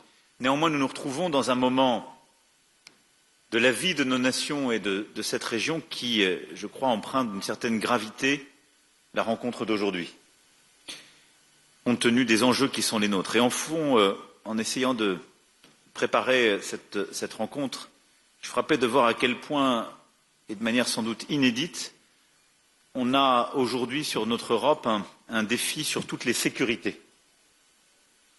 Et réunir cette Europe large, au-delà de l'Union européenne, réunir justement entre égaux tous les chefs d'État et de gouvernement et toutes les nations qui sont ici représentées, c'est essayer de donner une chance à notre grand continent de faire face aux défis qui sont les siens à travers l'unité. Et je pense que l'unité entre nous tous est indispensable aujourd'hui compte tenu des menaces et des risques de division qui pèsent sur le continent. Évidemment, la première sécurité est la sécurité géopolitique. Vous l'avez exprimé l'un et l'autre. Et les menaces de guerre, de division qui frappent l'Europe et qui parfois menacent sa propre unité. C'est d'abord évidemment la guerre d'agression russe en Ukraine. Et Volodymyr sait combien ici il a notre solidarité. Et je pense que la bataille que nous menons tous, que nous avons portée nos collectifs la semaine dernière avec Keir, Donald et Friedrich, la coalition des volontaires qui s'est constituée et unie beaucoup ici autour de cette table pour soutenir l'Ukraine est importante, d'abord pour obtenir le cessez-le-feu. Et si besoin était, je crois que les dernières heures ont montré à cet égard que la Russie n'avait pas envie de cessez-le-feu. Et que s'il n'y a pas une pression accrue des Européens et des Américains pour obtenir ce résultat, il ne sera pas spontané. Et au fond, la Russie veut reprendre des discussions qui sont connues, celles qui se sont tenues entre février et mai 2022, qui n'ont pas empêché les crimes de guerre à Boutcha et ailleurs et qui n'ont donné aucun résultat.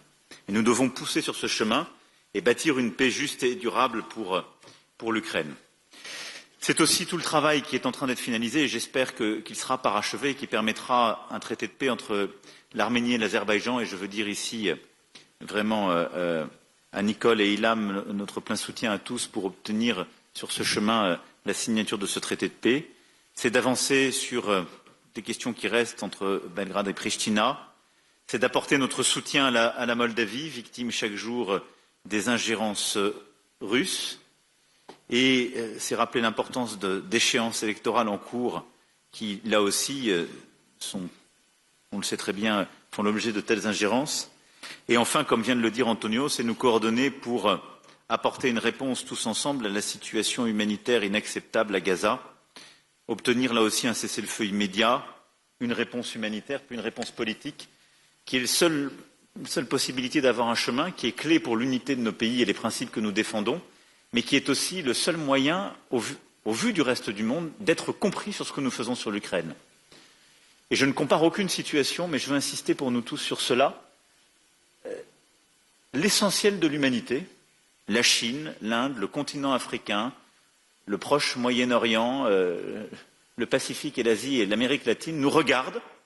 Parfois, elles ne comprennent pas totalement ce qu'on fait sur l'Ukraine, soyons lucides, mais il faut l'assumer et l'expliquer. Mais elles ne nous comprennent plus du tout sur l'Ukraine quand nous restons silencieux sur Gaza. Ce qu'elles nous disent, vous êtes étranges, vous nous dites que notre vie est en jeu quand il y a la souveraineté territoriale qui est attaquée, puis vous fermez les yeux quand il y a un massacre. Et je ne compare rien, je sais les histoires, mais je veux vraiment ici nous réveiller collectivement sur la cohérence que nous devons tenir sur ces points. Au fond, nous le voyons, toutes ces situations montrent le besoin de paix, la nécessité évidemment de revenir par la diplomatie, mais c'est le chemin sur lequel nous devons trouver l'unité pour notre sécurité et sur lequel nous devons construire aussi une réponse collective. Et derrière, pour être crédible, là aussi, avoir une réponse commune. Une large majorité d'entre nous font partie de l'OTAN, mais nous avons aussi besoin d'avoir un pilier européen fort dans l'OTAN et d'agir en Européen pour notre sécurité collective. Et les dernières semaines et les derniers mois l'ont montré. Et l'Europe large, prend encore plus de force et de pertinence dans le moment que nous vivons pour justement assurer sa propre sécurité. La communauté politique européenne est aussi l'espace qui permet de bâtir la sûreté pour nos populations. Et à cet égard, la lutte contre les trafics de drogue, le narcotrafic, la lutte contre l'immigration illégale sont des sujets essentiels que nous avons commencé à évoquer tous ensemble et sur lesquels je souhaite que nous puissions ensemble commencer à structurer des coalitions d'États, d'organisations internationales, d'agences européennes spécialisées pour lutter contre les trafics, notamment portuaires et fluviaux, et bâtir des échanges de données, lutter contre le financement illicite, le blanchiment et la corruption, et renforcer les programmes de prévention. C'est une bataille qui est clé, qui est attendue par nos populations. Tous ces trafics sont liés entre eux, et la communauté politique européenne est aussi l'espace qui permet de bâtir des coopérations très concrètes en la matière.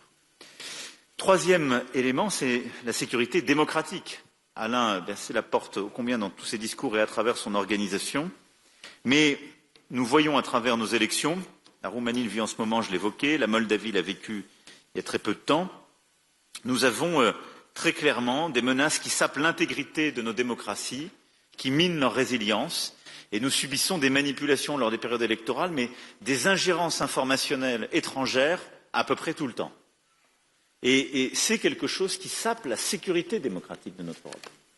Et donc face à cela, et à ces fameuses FIMIS, nous avons lancé à Blenheim l'initiative qui a été portée avec Maya Sandu en créant un réseau de points de contact au niveau de la CPE pour améliorer la coopération entre nous.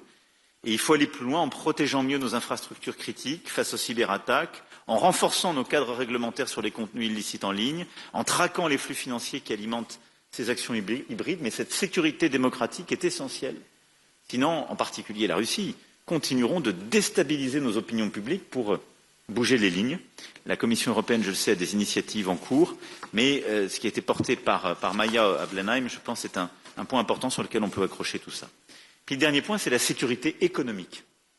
Je l'évoquais à Budapest, mais je pense qu'on n'a pas encore suffisamment pris la mesure que nous constituons un marché de 700 millions d'habitants. Et ce marché a une puissance extraordinaire. Il est beaucoup plus gros que le marché américain, il est beaucoup plus cohérent, et en fait, compte tenu du niveau de vie moyen, il est plus structurant que le marché chinois. Si nous savons agir tous ensemble, c'est une énorme puissance de feu. D'abord, en renforçant les coopérations, en abattant les barrières tarifaires, en ayant de la convergence réglementaire, pour faire de notre grande Europe, de notre large Europe, quelque chose de beaucoup plus uni sur le plan commercial et sur le plan de l'intégration économique. C'est tous les débats qu'on a entre l'Union européenne et Royaume-Uni et qui sont menés en ce moment, mais c'est aussi les débats qu'on avait eus et que vous aviez structurés, en particulier Alexandre et Edi, sur toute la région. Mais je souhaite qu'on puisse vraiment aller beaucoup plus loin sur cette intégration économique de la région, indépendamment des sujets d'élargissement et d'Union européenne. Et je pense que nous devons nous coordonner très fortement pour faire face à toutes les attaques extérieures ou, au fond, à tout ce qui crée de la concurrence déloyale. On est tous face aux tarifs américains, coordonnons-nous. On sera beaucoup plus fort si on se coordonne avec un marché de 700 millions d'habitants et de consommateurs.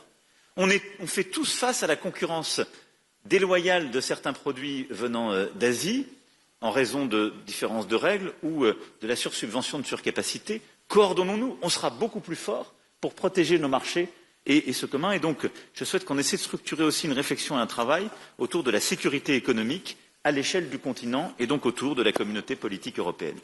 Voilà les quelques mots que je voulais dire, mais au fond, on le voit bien, notre grande Europe est à un moment de réveil géopolitique.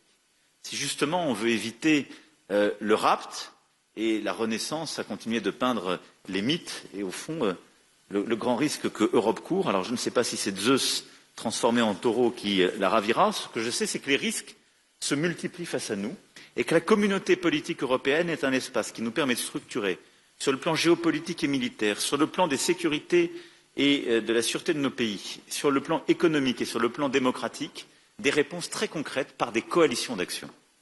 Et donc pour ça, je pense qu'il est temps, comme ça avait été proposé par Victor et comme Edi l'a suivi, en effet, de formaliser par un secrétariat léger une équipe de coordination de soutien pour suivre les projets concrets de la CPE, qui pourrait être assurée par la troïka des présidences et le président du Conseil européen, et du coup à chaque fois de pouvoir prévoir les 2 présidences à venir, ce qui permettrait d'avoir en permanence des troïkas et un suivi des projets que nous lançons dans ce cadre. En tout cas, Edi, merci de nous permettre de nous retrouver à Tirana et merci pour l'hospitalité et l'amour lyrique de notre Europe que tu portes.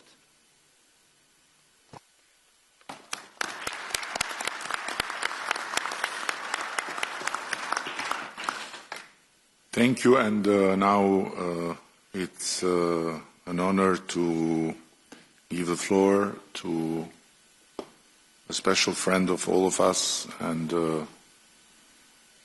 my dear friend V, the President of Ukraine, Volodymyr Zelensky. Thank you so much. Dear friend, thank you so much. Edi, Prime Minister Rama, thank you, and thank you, Albania, for hosting us today. Not just in a beautiful country, but in a country that believes in Europe and stands for its future. Dear friends, thank you all for your support, and I appreciate that we share the same understanding. This war Russia against Ukraine must be ended as soon as possible and in a just way. Ukraine needs peace. Peace in Europe depends on whether Ukraine will get it. All of you know that this week we had a real chance to take important steps toward ending this war, if only Putin had not been afraid to come to Turkey. I was in Ankara yesterday, and thanks for participation and hosting us, President Erdogan. And I was ready for a direct meeting with Putin, whether in Ankara or in Istanbul, and not just for a meeting, but to resolve all the important issues to my mind. But he didn't agree to anything, Putin. And you can also see that the Russian delegation that came to Istanbul is of a very low level. None of them are people who actually make decisions in Russia. Still, I send our team to Istanbul, led by Ukraine's Minister of Defense, at least to see if those Russians can actually decide anything. Our number one priority is a full, unconditional and honest ceasefire. This must happen immediately to stop the killing and create a solid basis for diplomacy, first of all. And if the Russian representatives in Istanbul today cannot even agree to that, to ceasefire, to this clearly necessary first step, then it will be 100% clear that Putin continues to undermine diplomacy. If that's not the case, there must be at least some result today, starting with a ceasefire. The Ukrainian delegation has a mandate to make decisions.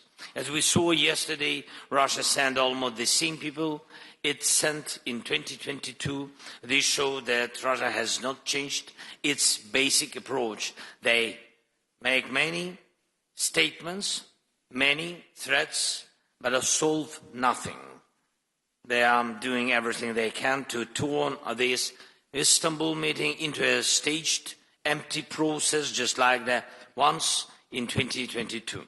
It's not us or Western leaders who are disrupting the negotiation as the Russians have been claiming for years. It's Russians who send empty heads to the talks.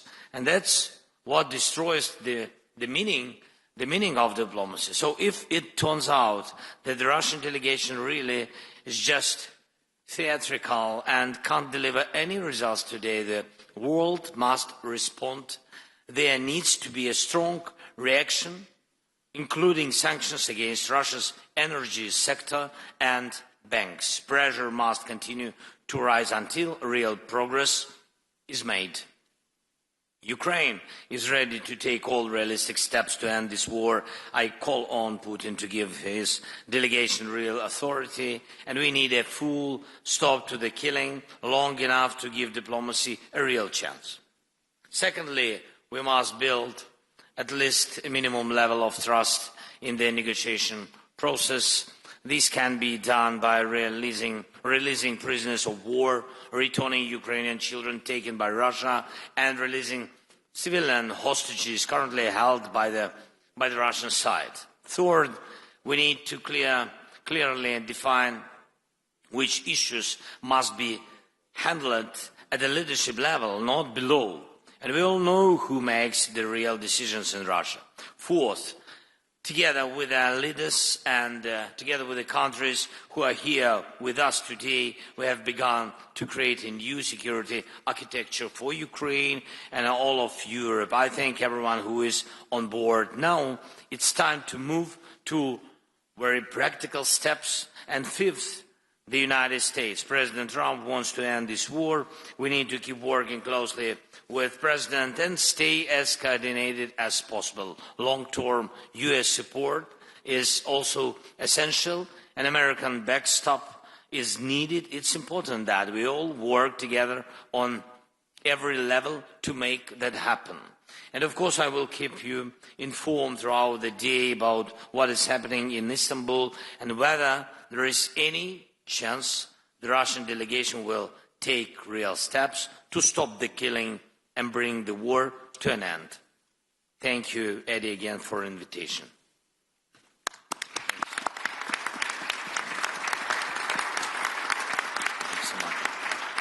Thank you so much, and it's a particular honor to have here with us, and always a special guest in Albania, the President of Turkey, Recep Tayyip Erdogan. Mr. President, you have the floor.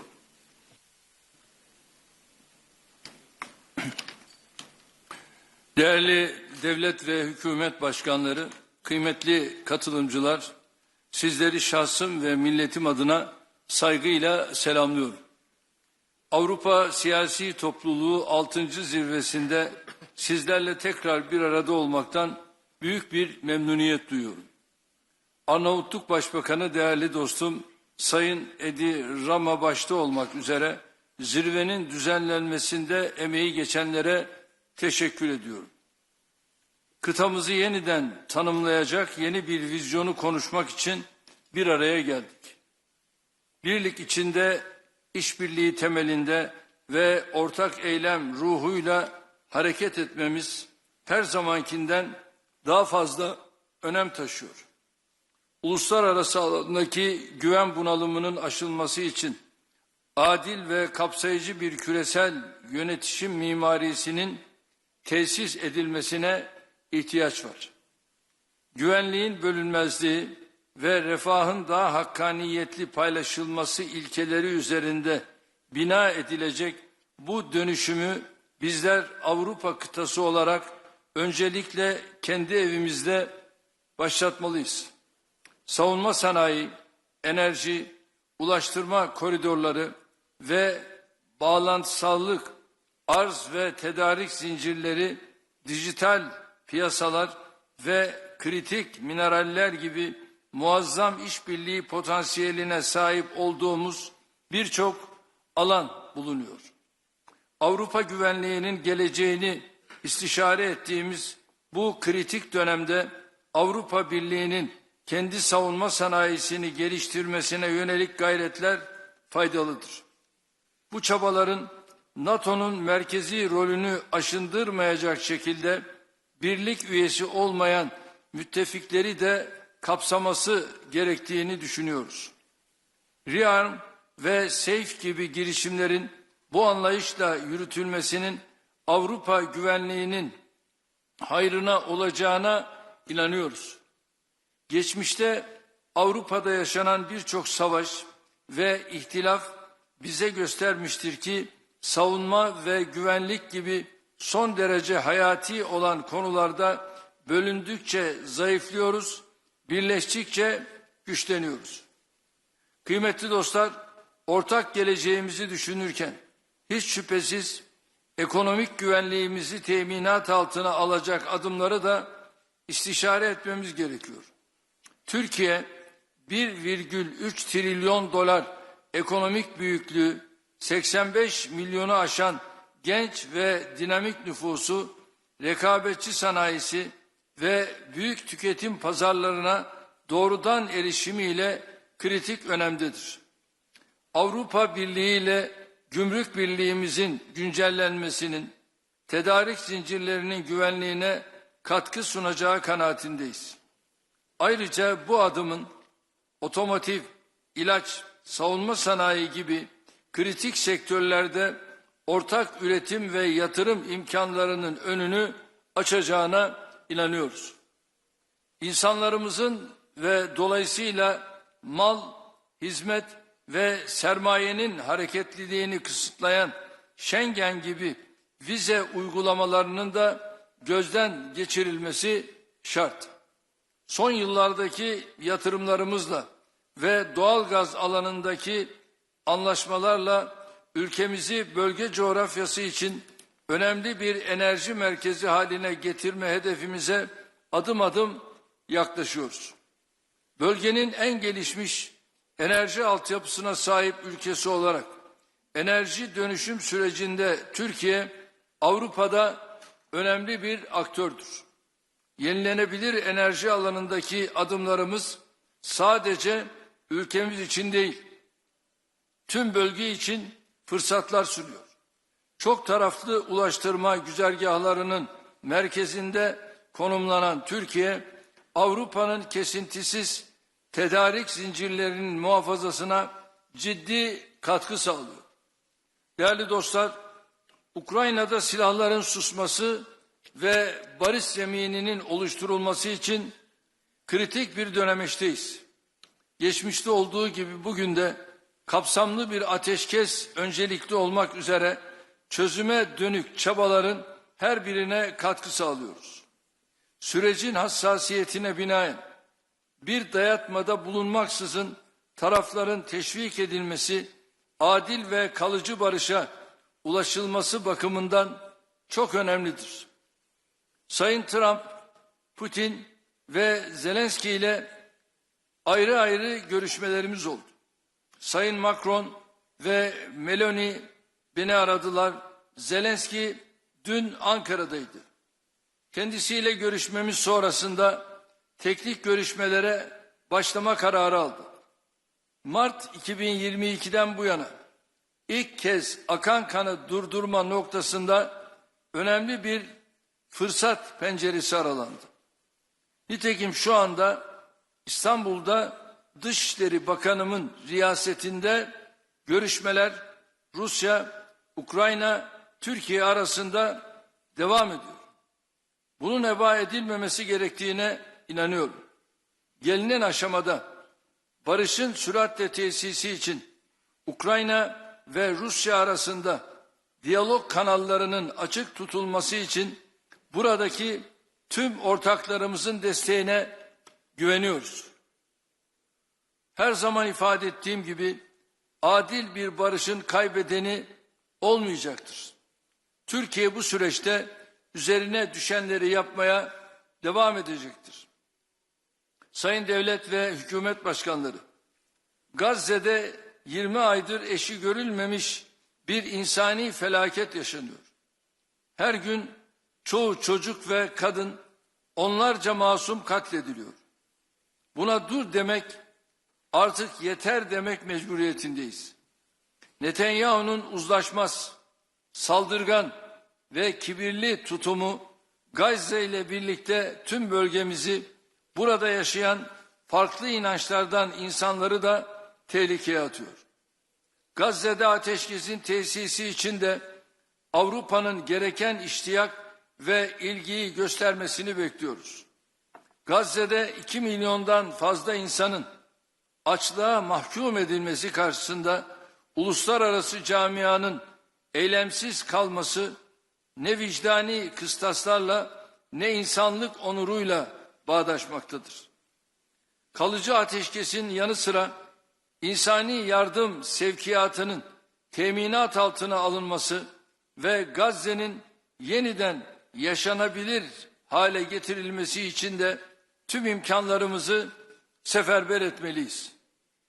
Esas hedefimiz ise sürdürülebilir tek çözümü teşkil edecek olan 2 devletli çözümü hayata geçirmek olmalıdır. Suriye'de yaklaşık 14 yıldır süren çatışmaların sona ermesiyle yeni ve umut dolu bir sayfa açılmıştır. Amerikan Başkanı Sayın Trump'ın Suriye'ye yönelik yaptırımları kaldıracağını duyurması, Suriye'nin bir an önce refaha kavuşması için atılmış çok kıymetli bir adımdır. Bu kararıyla Sayın Trump, bölgesel istikrara ve kalkınmaya verdiği önemi bir kez daha göstermiştir. Söz konusu kararın diğer ülkelere de örnek olmasını diliyoruz.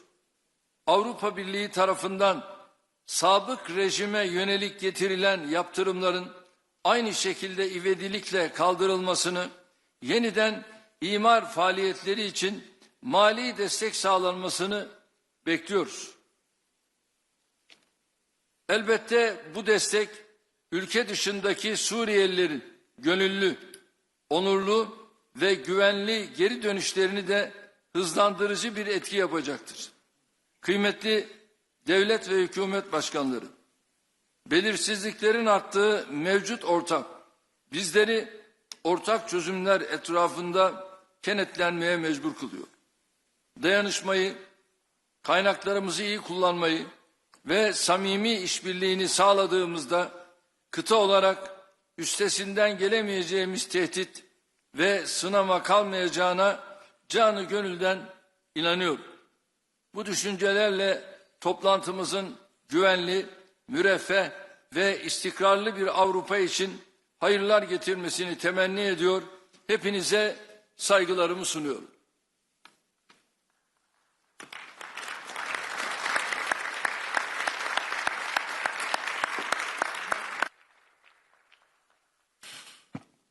Thank you very much. Now it's an honor on behalf of the people of the Protectorate of Albania to give the floor to the Italian Prime Minister and Protector of our country, Giorgia Meloni.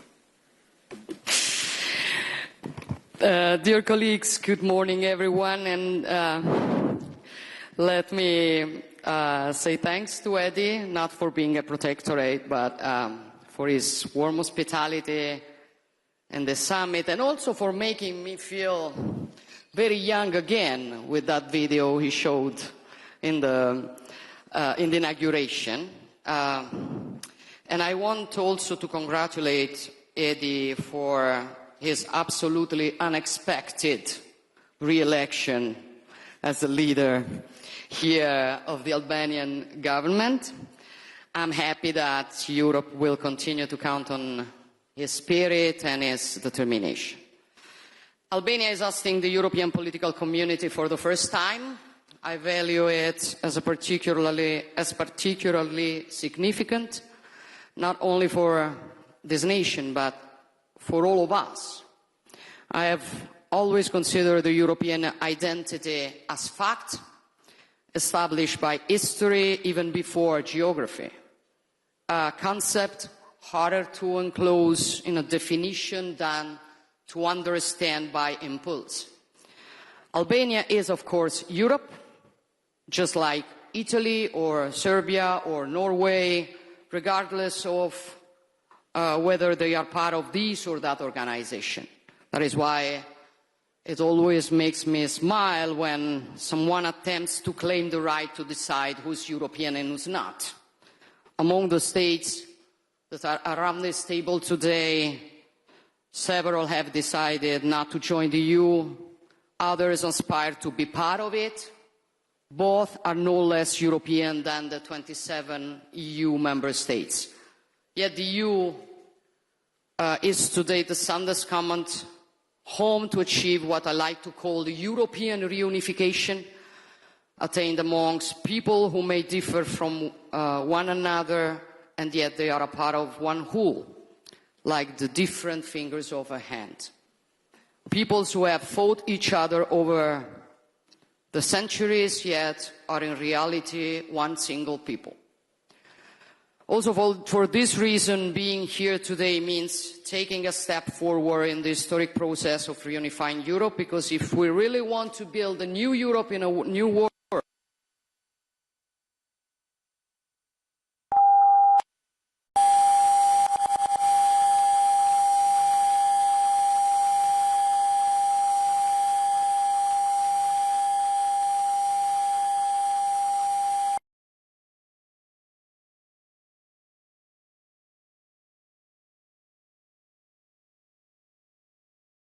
two lungs of Europe. For this reason, Italy is committed in Brussels to asserting a strategic approach to the Western Balkans to take into due account, despite the complex challenges posed by the region, the need to provide these countries with a clear EU integration perspective. Of course, enlargement involves new challenges, but I'm convinced that the European integration of Western Balkans, as well as towards the East, is also a strategic investment on Europe's own security.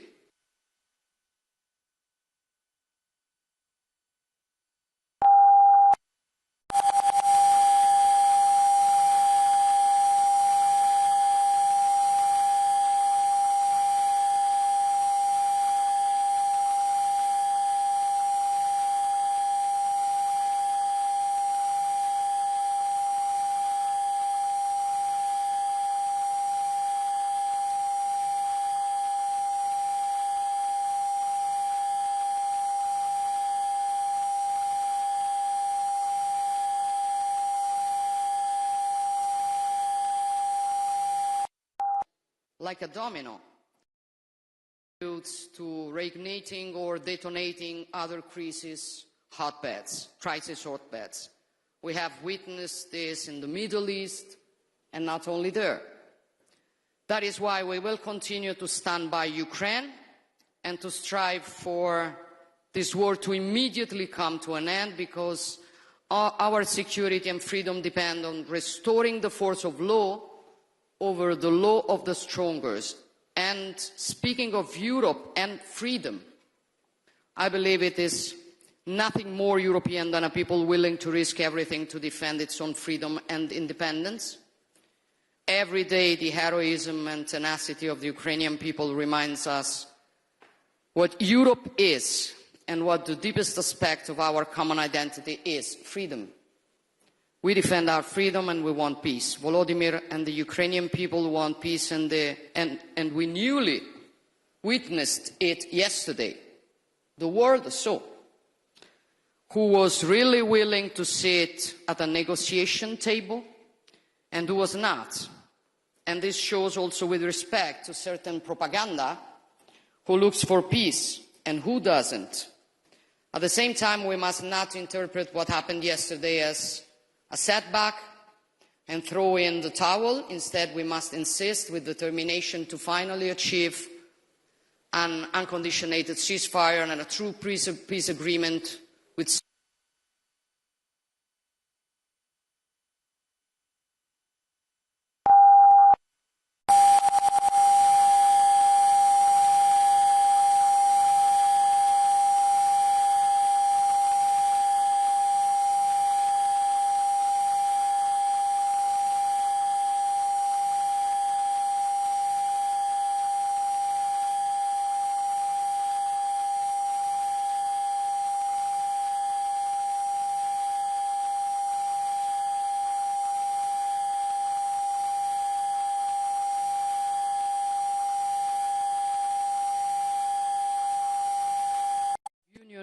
most European states, if not for protecting what we are and what we want to continue to be in the coming decades and centuries in such a fast-changing world.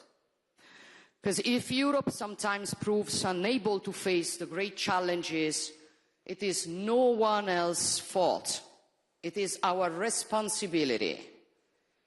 And it is up to us to choose whether to go along a decline or instead fight it.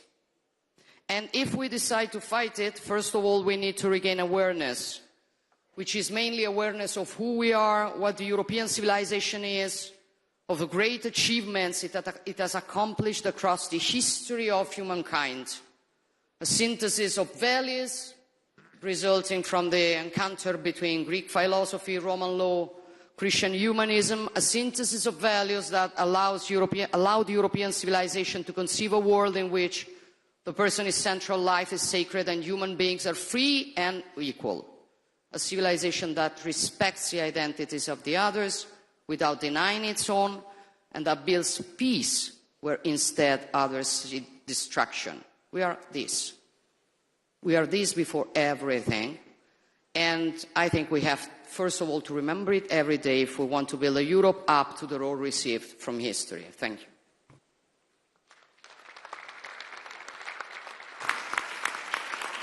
Thank you, and with true gratitude for his historical visit yesterday as the first Prime Minister of United Kingdom to ever land in Albania for a bilateral meeting, and with the worldwide known Balkan spirit of forgiveness for having brought such an intense rain.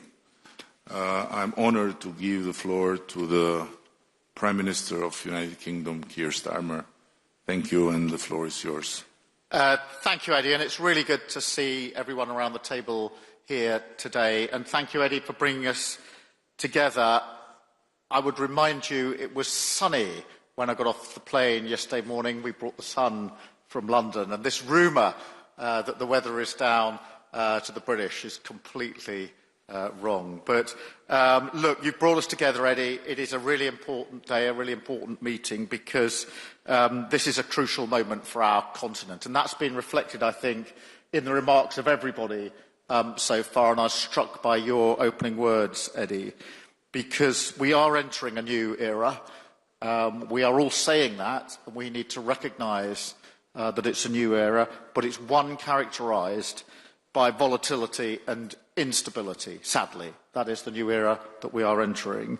As we do so, the opportunity for all European leaders to come together, each of us facing challenges for our security and our economies, I think as we do that, the value of the EPC could not be clearer. So it is very important that we're here today. That's why I was so pleased to host the summit last year at Blenheim Palace, very shortly after my government was elected, within the first 2 weeks. I was very pleased because it was very important for me to signal our intent from the very beginning to work more closely with our European partners and strengthen the UK's relationship with the EU, not based on rehashing arguments about the past, but looking forward to the future. And since then, as you'll have seen, we've dramatically stepped up our engagement with European allies, recognising that partnership is vital to our delivery of security and renewal, and particularly to working people in the UK who want that security and that renewal and deserve it. And we will be strengthening our alliances across Europe, which is why I was really pleased, Eddie, to be the first British Prime Minister to come for a bilateral visit here to Albania and work with you as our partners. And that's why I'm very pleased to be hosting Ursula and Antonio in London on Monday for the first UK-EU summit, a very important moment in this new era. and a moment that is about recognising that many of the challenges we face, whether that's migration, growth, security, they are shared challenges, and only shared solutions will solve them. And obviously, our most urgent challenge here today is securing a just and lasting peace for Ukraine. A just and lasting peace. Those words, just and lasting, being so important. And that is why it's vital that we all step up to do more for our own defence. And last week I announced a major package of sanctions on the Russian shadow fleet, ramping up the pressure on Putin and protecting our critical infrastructure. And Emmanuel and I have worked very hard with many of you in recent months to bring together political and military leaders under our coalition of the willing, and I thank everybody who's been part of that. And of course, together with Friedrich and Donald, we joined Vladimir in Kyiv last weekend, not just an important symbol of solidarity and support 80 years after the end of the Second World War, and a reminder that the values that were fought for 80 years ago are precisely the same values that we are fighting for tomorrow, at the moment, in relation to Ukraine, but also an important moment to bring together, and supported by President Trump, the argument about an unconditional ceasefire, that Putin must come to the table for that unconditional ceasefire, and to issue, as we did last weekend, that ultimatum. Now, having issued that ultimatum, we must be prepared to follow through, because if Russia won't come to the negotiating table, Putin must pay the price. And I think yesterday, as already been mentioned, was further evidence that Putin is not serious about peace. Russia is dragging its feet and playing games, whilst Ukraine has shown itself to be the party of peace. And Vladimir, your leadership throughout this conflict, your leadership in fighting the Russian aggression and the resilience and courage of the Ukrainian people is, I think, something for us all to hold up, but also your leadership in the fight for peace, because it was you that put on the table some weeks ago now the unconditional ceasefire. So Ukraine is clearly the party of peace, and we all need to line up as allies to ensure that we get the ceasefire that is desperately needed and deliver sanctions if that is necessary. And the United Kingdom is fully committed to playing our full part, which is why we've boosted our defence spending to 2.5% of GDP in 2027, with the clear ambition to reach 3% in the next Parliament. And I know others here are stepping up, obviously, as well, so that together we deliver a generational shift in European defence and tackle the challenges that undermine our stability and security. And those challenges include migration, a challenge that preys on the most vulnerable and places a huge strain on our immigration system, as well as our public services. And that's why I put illegal migration on the agenda at Blenheim, why I chaired a discussion on the topic in Budapest. I'm really pleased, Eddie, that you include it again on the agenda for today. Because the truth is, this is a challenge that crosses our borders, a challenge we have to confront together. All of our citizens want an immigration system that is fair and that works for the national interest. And now is the time to work together to secure our shared borders. And this approach is already paying off. Yesterday, I visited Durrës port and saw firsthand how the UK is working with Albanian law enforcement to disrupt cross-border crime. And in March, I hosted the first major international summit to tackle organised immigration crime, highlighting work with European partners that is already driving results.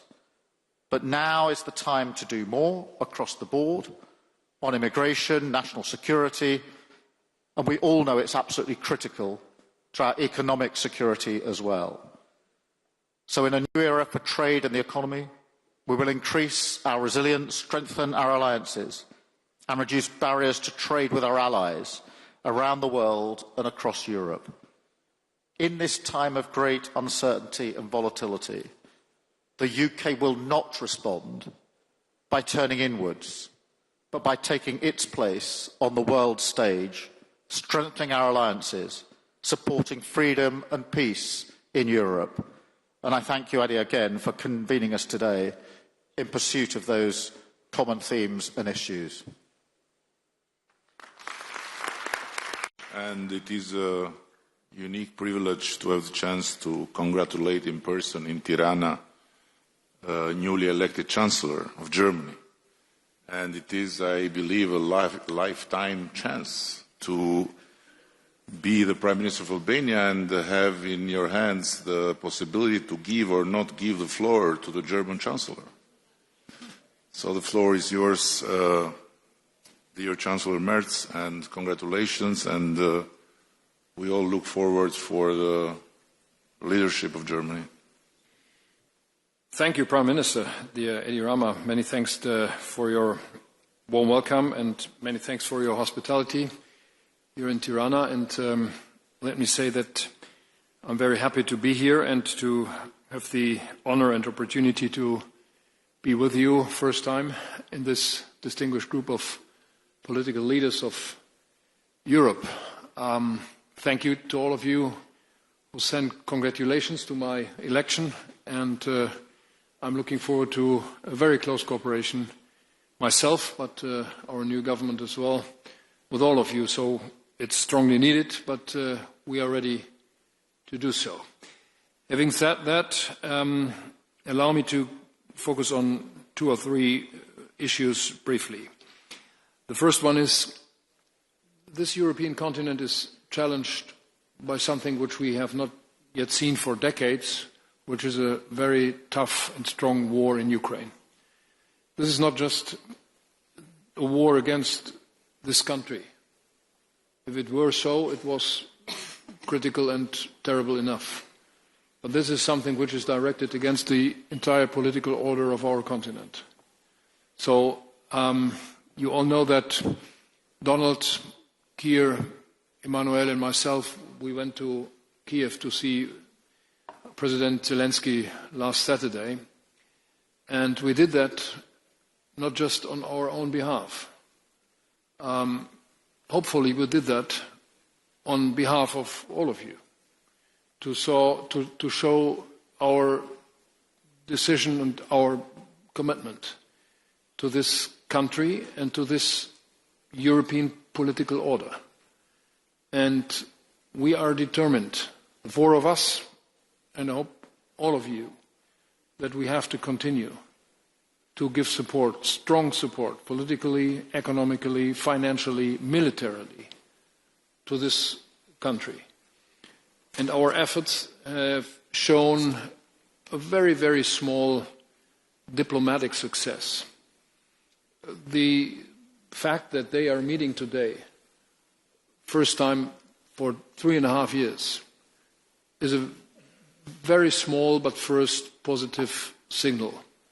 We have to do more on that, on diplomatic efforts, but we have to be very clear on our military support for this country as well. There should be no doubt that we are willing to continue to give our support. My second comment goes to our alliance with the United States. You know that my country is extremely grateful for what the Americans did after the Second World War. And we honored that several times in the last decade, especially last week when we celebrated or when we thought about the 80 years of freedom and peace in Europe. I think that we have to undertake all efforts what we can to keep the Americans on our side. We cannot substitute or replace what the Americans still do for us in Europe, on our continent, and for our peace and freedom. We are faced with migration, and Keir Starmer mentioned that already. So let me give just one brief remark on us. We are faced with migration threats for a decade now. We are trying to resolve that. We will do anything what we can do jointly with the European Union, but we have to do something on our own. All what we are doing is in line with European law, and we are trying to coordinate our efforts with all our neighbors. And we are not willing to do anything what is giving new threats to you. But let's do it strictly, jointly, and efficiently. Third remark goes to our military procurement. We are all willing to spend more on military and on defense. That's true and necessary. But I have one demand. Don't let us talk about money only. We have to talk about efficiency, about the numbers of systems, and about economies of scale. We are not receiving enough material for our money. We are spending a lot of money, and we have to do more. But just spending more money on systems which are too numerous, on procurement which is too complicated, is not enough. So my country and my government is really ready to step forward in terms of more efficiency, better procurement, better cooperation on the European continent. And this is not against somebody outside the European Union. This is just in favor for us. And my last point is, if we are talking about competitiveness of our industries, this is for itself important enough. But we all know that our political systems, that our democracies are at risk. And so if we are showing ourselves able to resolve the problems, the war, the strong migration problems, the competitiveness of our industry, we will prove that our political systems, that our governments, that our democracy is strong enough to do that. And that is, in my view, something which we have all to keep in mind when we are dealing with these issues on the European level. Last but not least, a promise. I know that there were some critics about the German engagement or the German commitment to Europe, to the European institutions and to the European Union. I asked my government to be as much as possible present on the European level, in the Council of Ministers, on other European institutions like this one and others, to show that Germany is clearly committed to what is necessary now in Europe, and that we are willing to find a new approach on our European commitment. That's not because we love Europe so much. That is because we all know that we can only be successful jointly. So many thanks for your warm welcome in this group. I'm looking forward to cooperate with you. I'm feeling very much at home in this group of people. Thank you so much.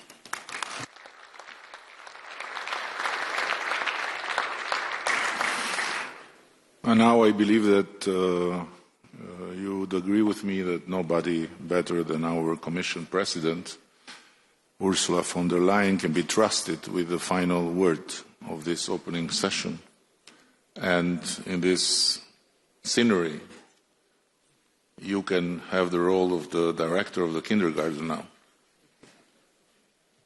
Thank you very much, my dear friend Edi.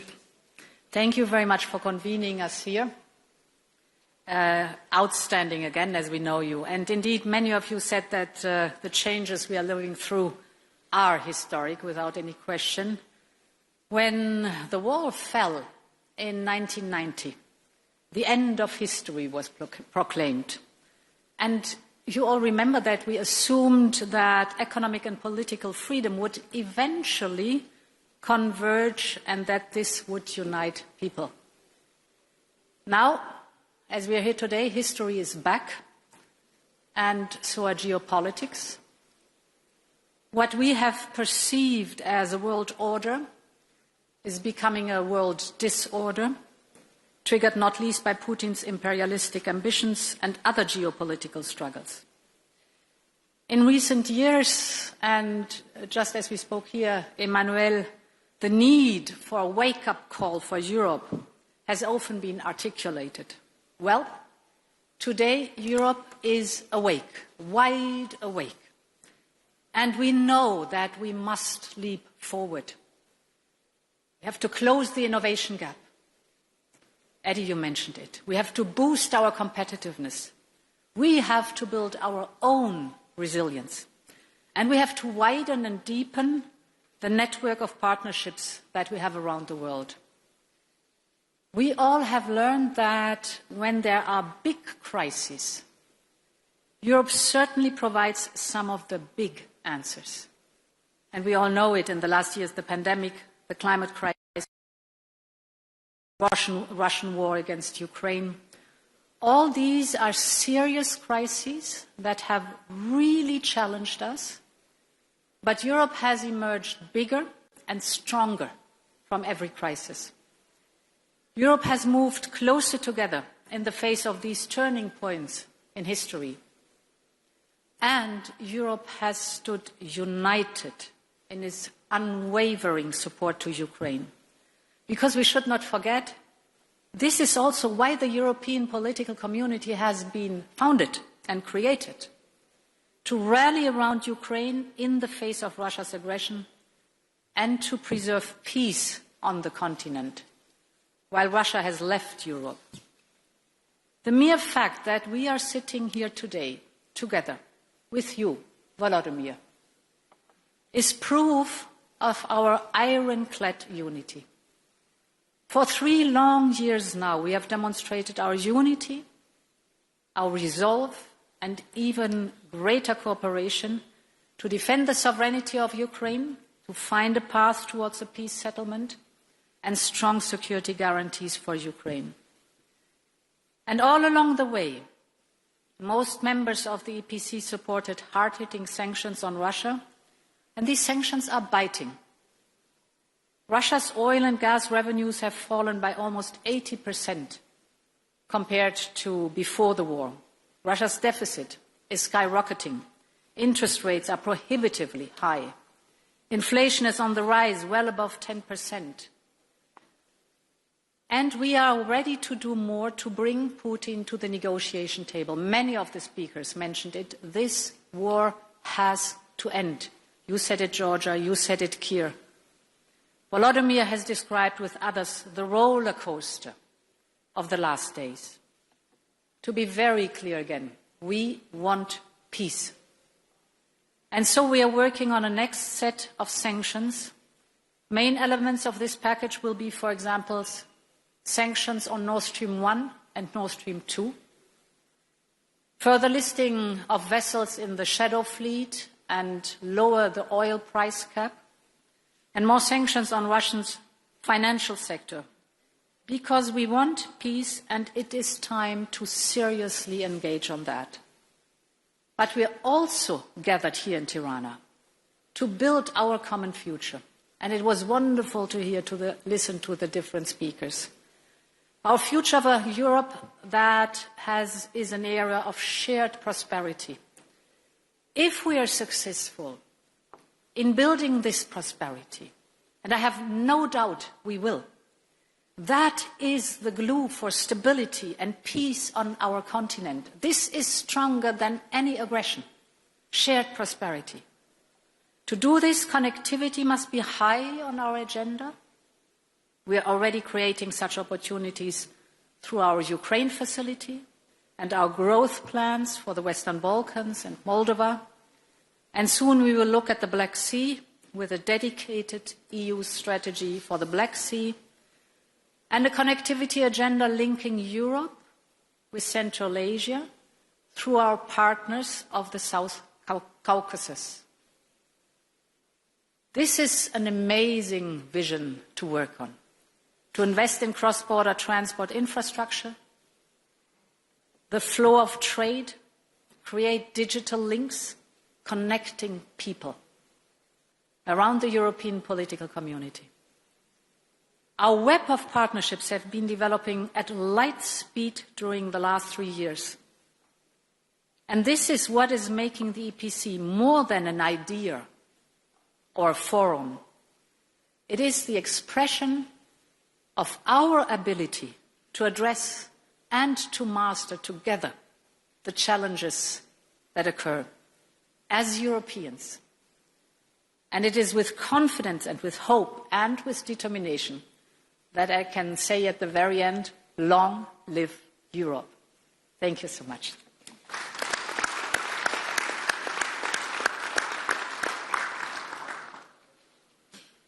Thank you, and I want to share with you that in our first common law,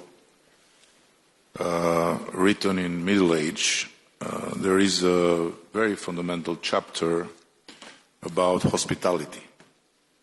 And it starts with a quote that goes, the house of the Albanian belongs to God and the guest. And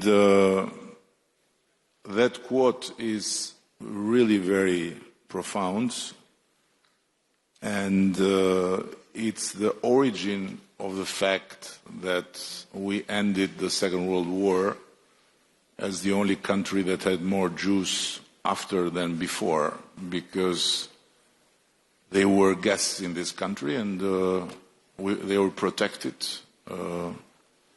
with Albanian lives. But among many commandments, feeding well the guest is absolutely crucial. So please follow me now, and if you have been told by EU that there is no free lunch, you will change your conviction. There is, and there will always be for you anytime you come to Albania in whatever capacity. And in 1 hour, we have to go back and to make Europe work. Thank you. Thank you.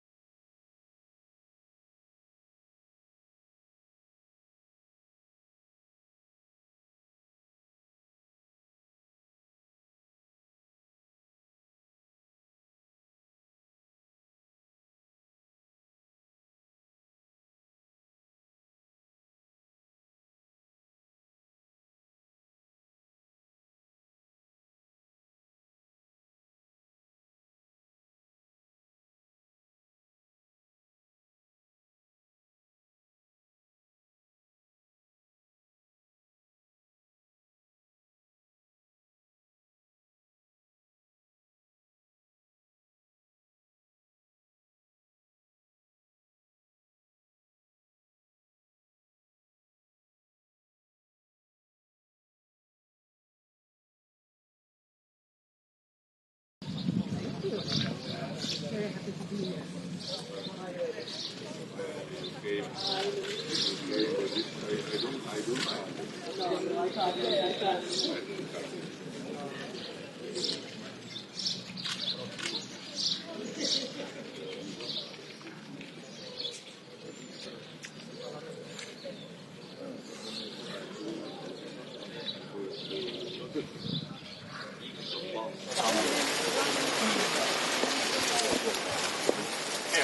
It is extremely important that we have the first ever European Political Community Summit here in the Western Balkans, where we will be as unequivocal as ever that we consider enlargement to be a win-win, both for the countries that are seeking to join, but also for the countries that are already in the European Union, because the European Union is not just a political community or an economic community, but can be truly a global strategic player. And we have always been the firmest.